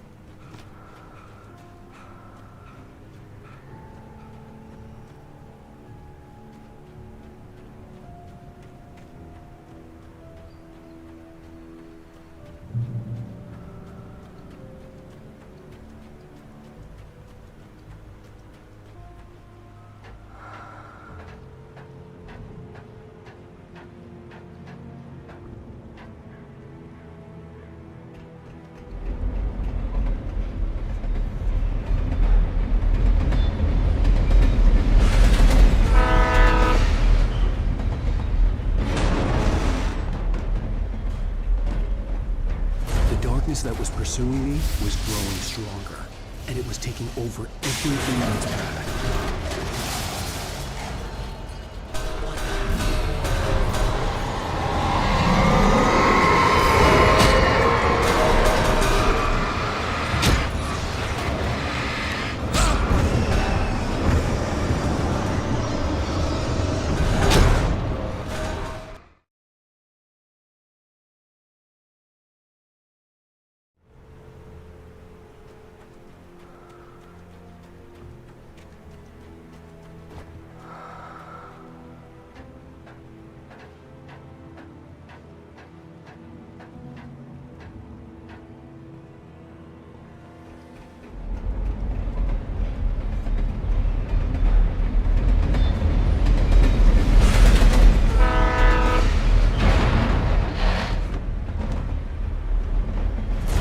darkness that was pursuing me was growing stronger, and it was taking over everything in its path.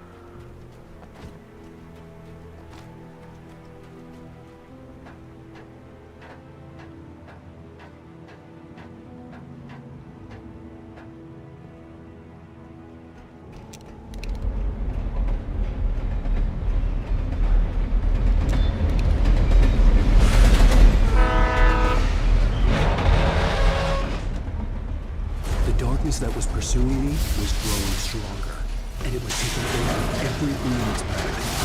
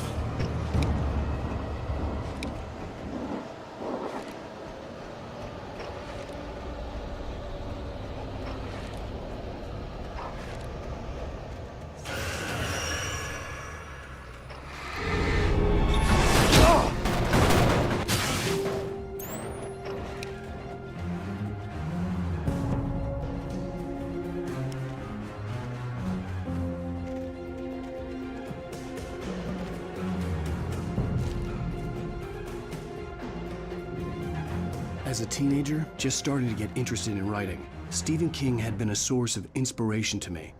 I thought about all the inanimate objects that had come to life in his books. No one is safe in a good horror story, certainly not the protagonist. That's what makes them fun. This was anything but. The darkness could possess anything, and it was getting closer.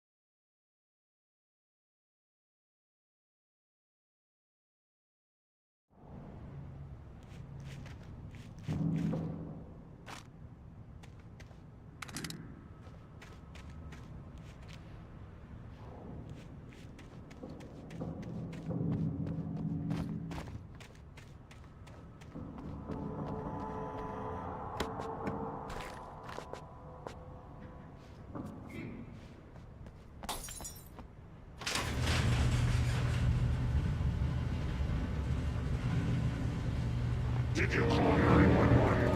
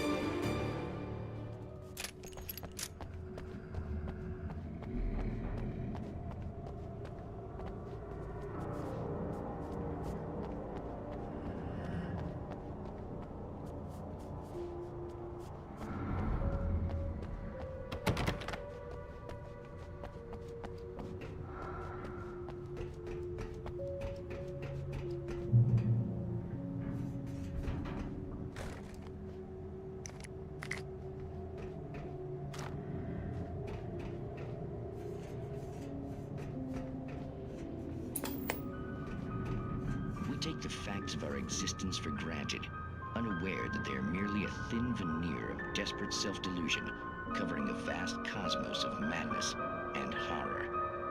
All too often, the stars are right. In Night Springs.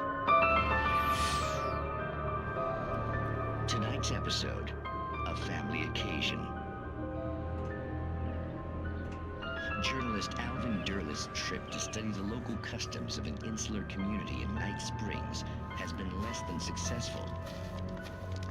Until tonight. Well, I'm glad you changed your minds about this. Ancient customs, local mythology. My editor loves this kind of stuff. Well, Mr. Derleth, we don't want to feel like we're on exhibition. But you have demonstrated the seriousness of your intent. Oh, I am serious. Really, just do your thing. I'll stay out of your way and observe. Actually, I thought you could assist us. I'm afraid we are a man short. It would provide you with an intimate perspective. Could I really? Of course, Mr. Derleth. Well, I guess that's the least I... What would I have to do? Oh, here. Let me show you with a kiss.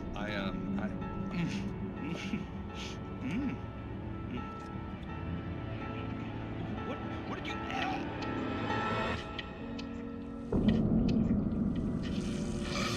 Oh, Mr. Derleth, you have well pleased Nixie Perka, the dweller in flesh.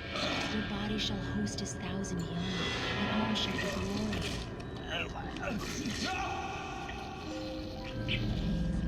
Shh, darling, be calm. Shh. Alvin Derleth learned a harsh lesson. If you go looking for mythology, it may come looking for you. And such quests always bear fruit. In Night Springs.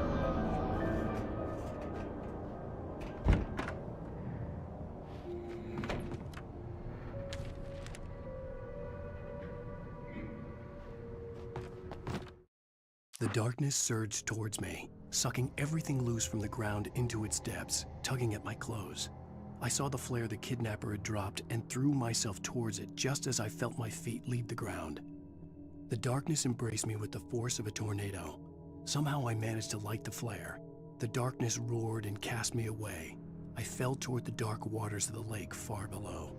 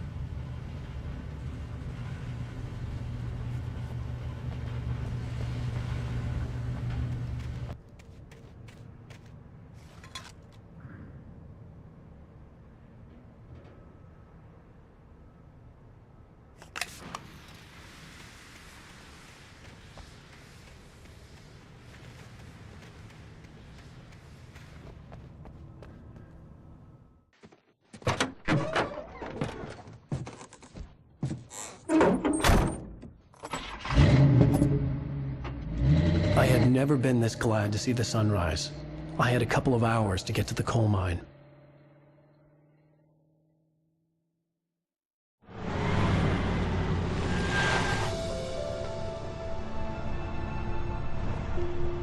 The coal mine wasn't far now.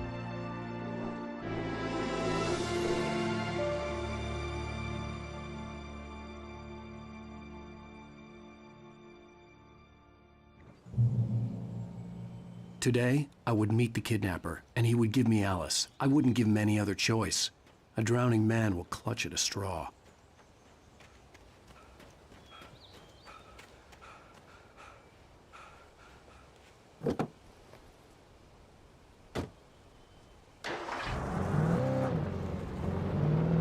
Little by little, without realizing it, I'd come to believe that the story in the manuscript was coming true. The current of its narrative had taken me deeper and deeper into dark waters. Alice had been taken from me. Barry was probably in jail. I was a fugitive from the FBI. The whole world taken over by the dark presence was trying to destroy me. It all felt real, but it matched a textbook case of insanity.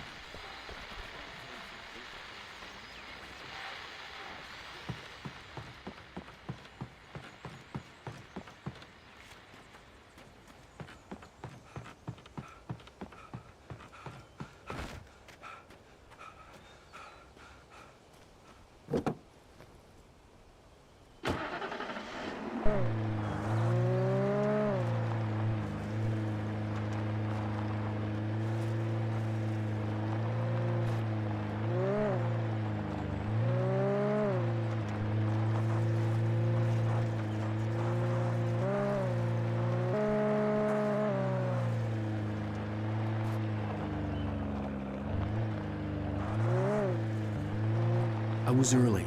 I was supposed to meet the kidnapper at noon in the main building. The coal mine was quiet. It was a museum now.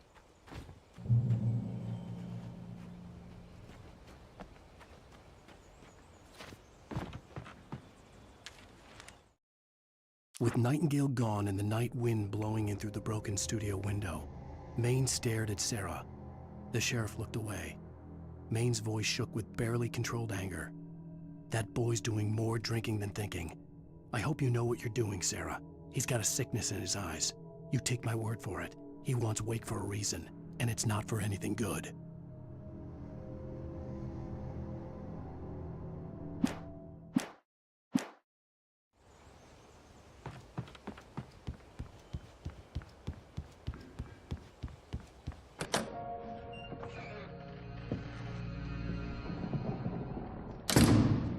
I didn't want to go outside. Cops had to be looking for me. The noon sun turned the place into a sauna. The day dragged on. Different scenarios ran through my mind. Ways of how I'd torture the kidnapper to get Alice back. Or the different horrible things he could have done to her. I imagined her dead. I had no way of knowing she was still alive. It was killing me. I was running on blind hope. It was all a waste of time. The bastard never showed up.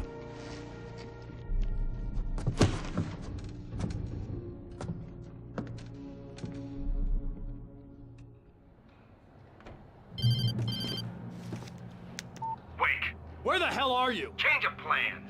You know where Mirror Peak is? It's a big mountain north of where you are. You follow the path from the mine, you can't miss it. There's a lookout point there. I'll be waiting. I'm through being jerked around You by want you. to see your wife alive? Because if you do, you better watch what you say to me. Do we understand each other?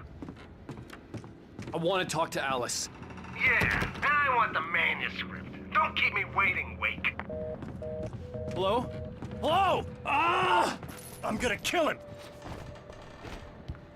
I had to get to Mirror Peak.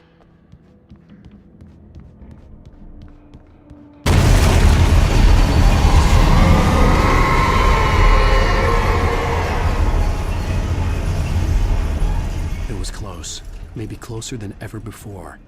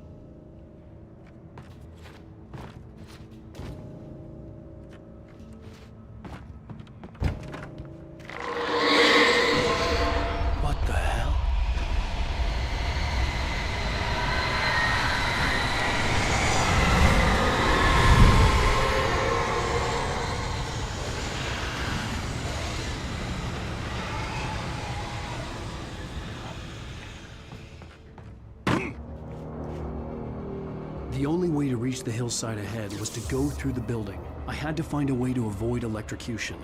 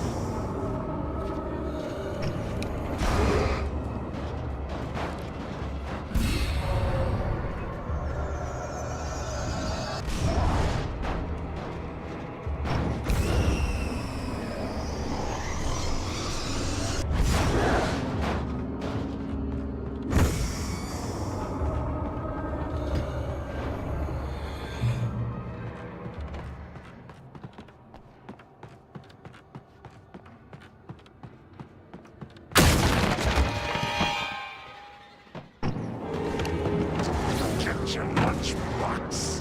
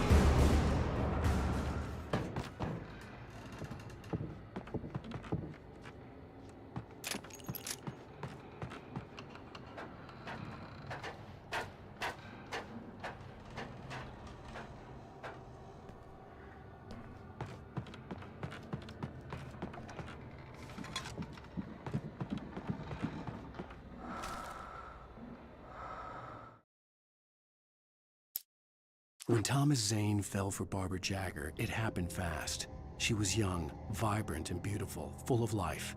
He had never been a very happy man, and without any seeming effort, she had changed all that. Zane felt good for the first time in his life. Everything she did was another piece of a jigsaw puzzle he hadn't even known he'd been missing. And best of all, she made the words flow, strong and sharp. She was his muse. Some of the Taken retained echoes of their former selves, but these were just the nerve twitches of a dead thing. Nothing remained but a shell covered and filled with darkness. In most cases, these puppets were enough for the purposes of the dark presence. But for anything more elaborate, as with the writer, it was different. It needed his mind. And so rather than taking him over completely, it merely touched him. I slammed the door shut right in his smug face. He pleaded for me to open the door. True to form, the asshole actually thought I would obey. I had no sympathy left, no guilt either, not for him. I took a moment to savor the scream. I bet I had a smile on my face. It was all that I had time for. The dark presence was inside the lodge with me.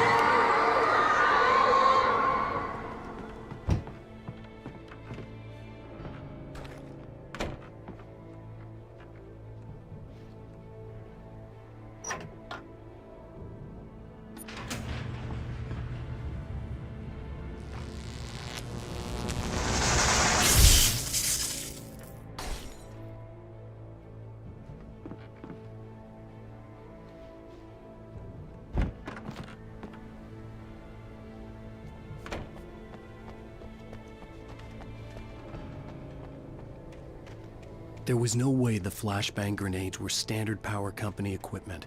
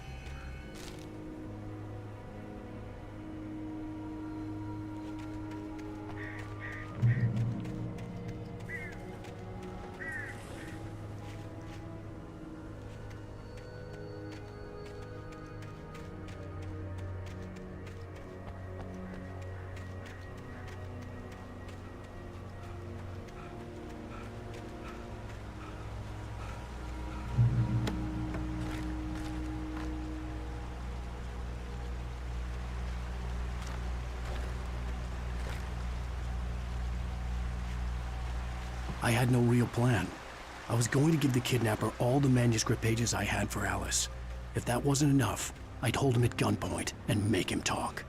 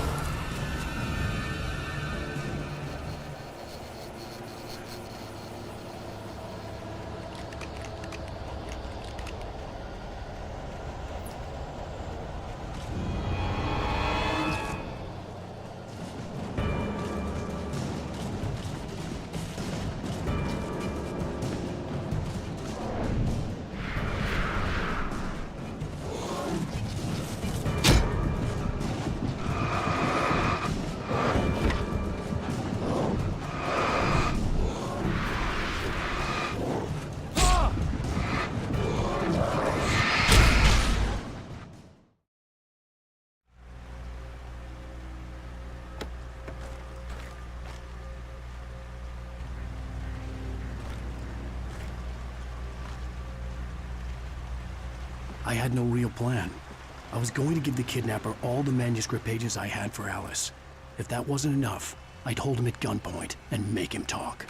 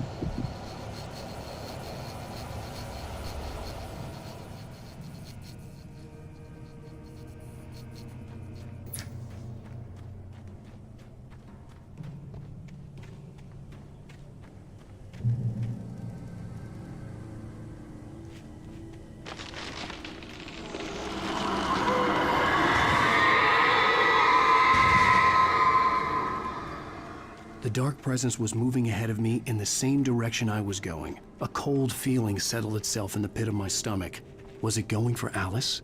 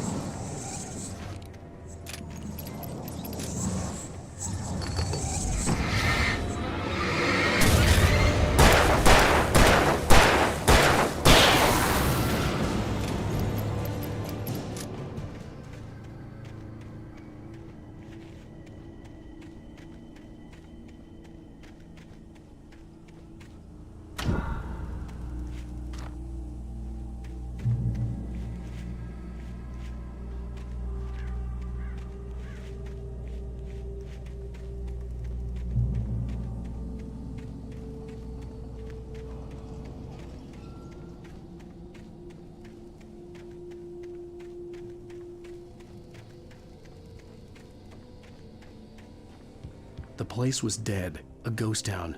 Had been for decades, maybe a century.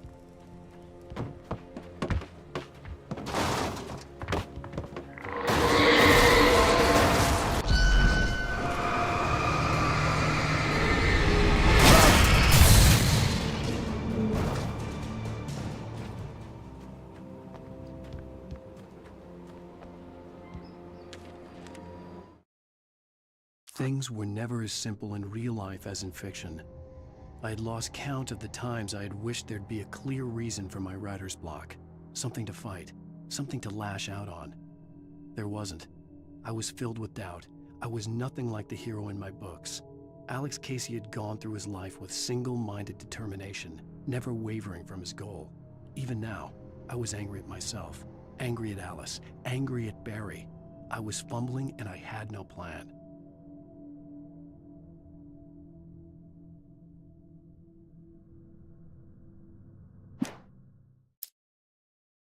I stared through the bars of the jail cell.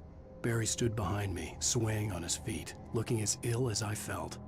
Agent Nightingale stood on the other side of the bars with Sheriff Breaker. Nightingale had a stack of manuscript pages in his hand. He seemed unhinged as he gloated. "Well, I've got you now, Raymond Chandler. It's all here, all the evidence, including conspiracy to murder a federal agent."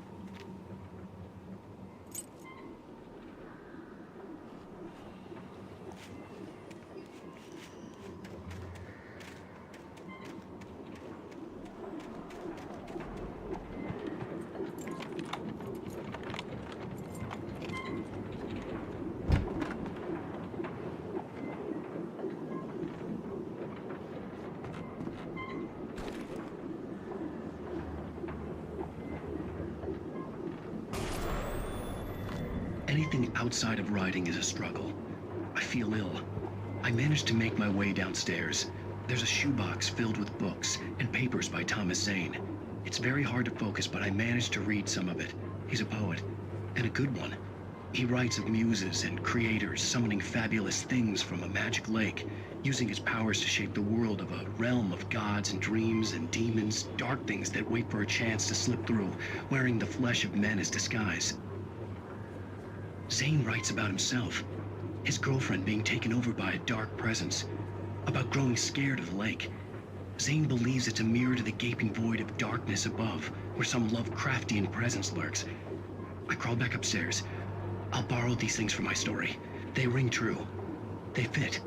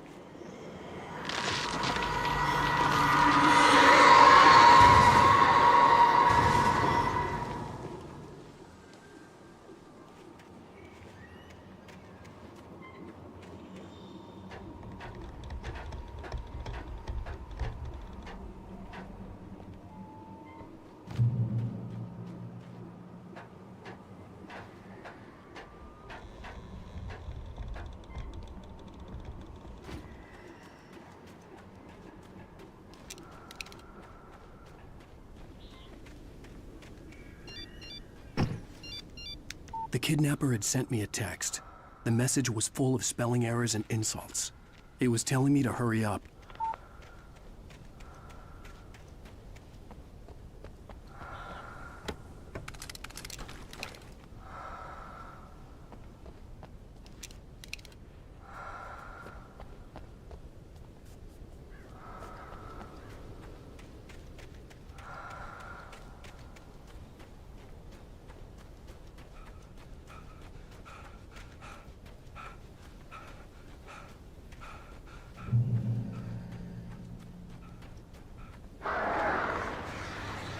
Birds.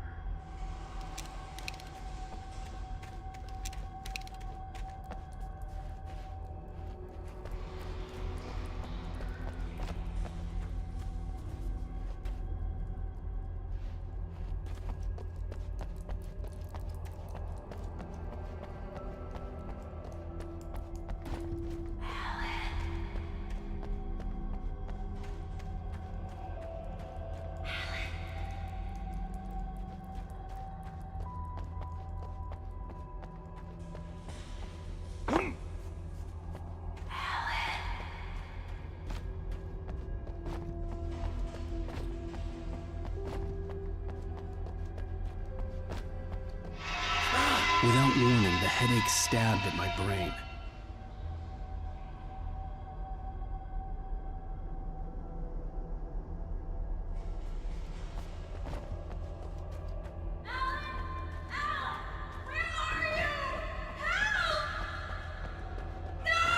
Alice?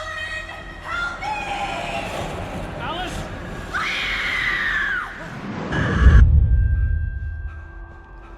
I'm losing it. I gotta get out of here. The hunters were big, thick-set men, confident and at home in the woods. They were feeling good, running on beer, ghost stories, and camaraderie late into the night.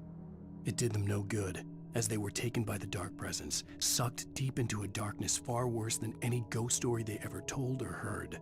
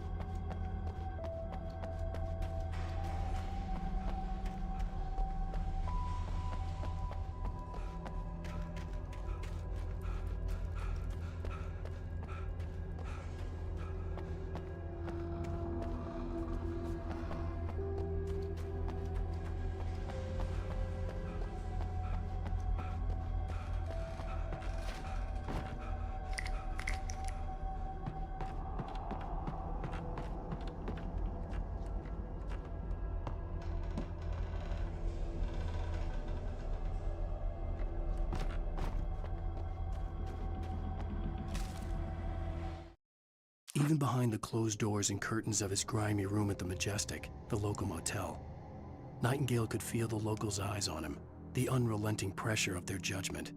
He forced it out of his mind. For all he knew, they could all be under Wake's spell already. You do what you have to do to get the job done. He took comfort from the bottle in his hand. Please, he thought, just let me get through this.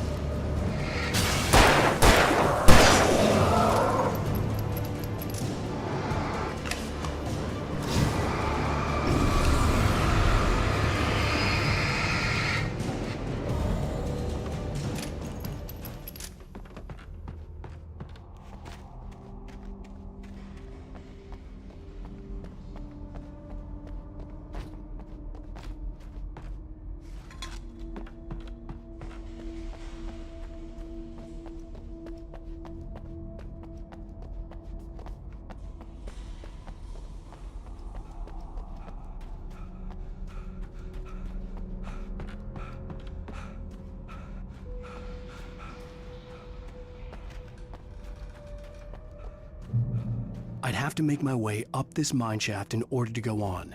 Maybe the machinery could help me with that.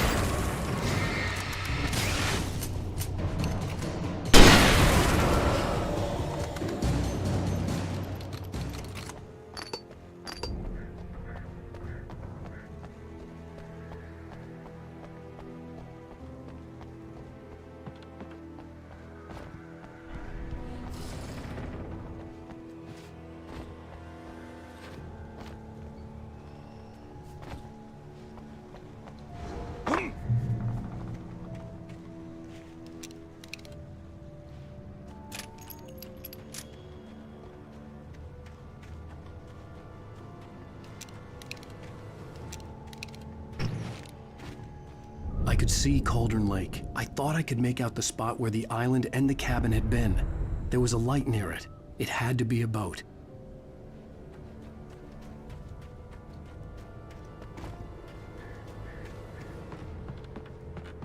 I was close now. I had to get there fast. I dreaded what I would find. Wait! Are you? Wait! Hey, I'm here! I'm coming! No! Get away! I'm sorry. Please, late. The boss didn't know who he was messing with. I didn't know. I swear, I didn't know. We don't have...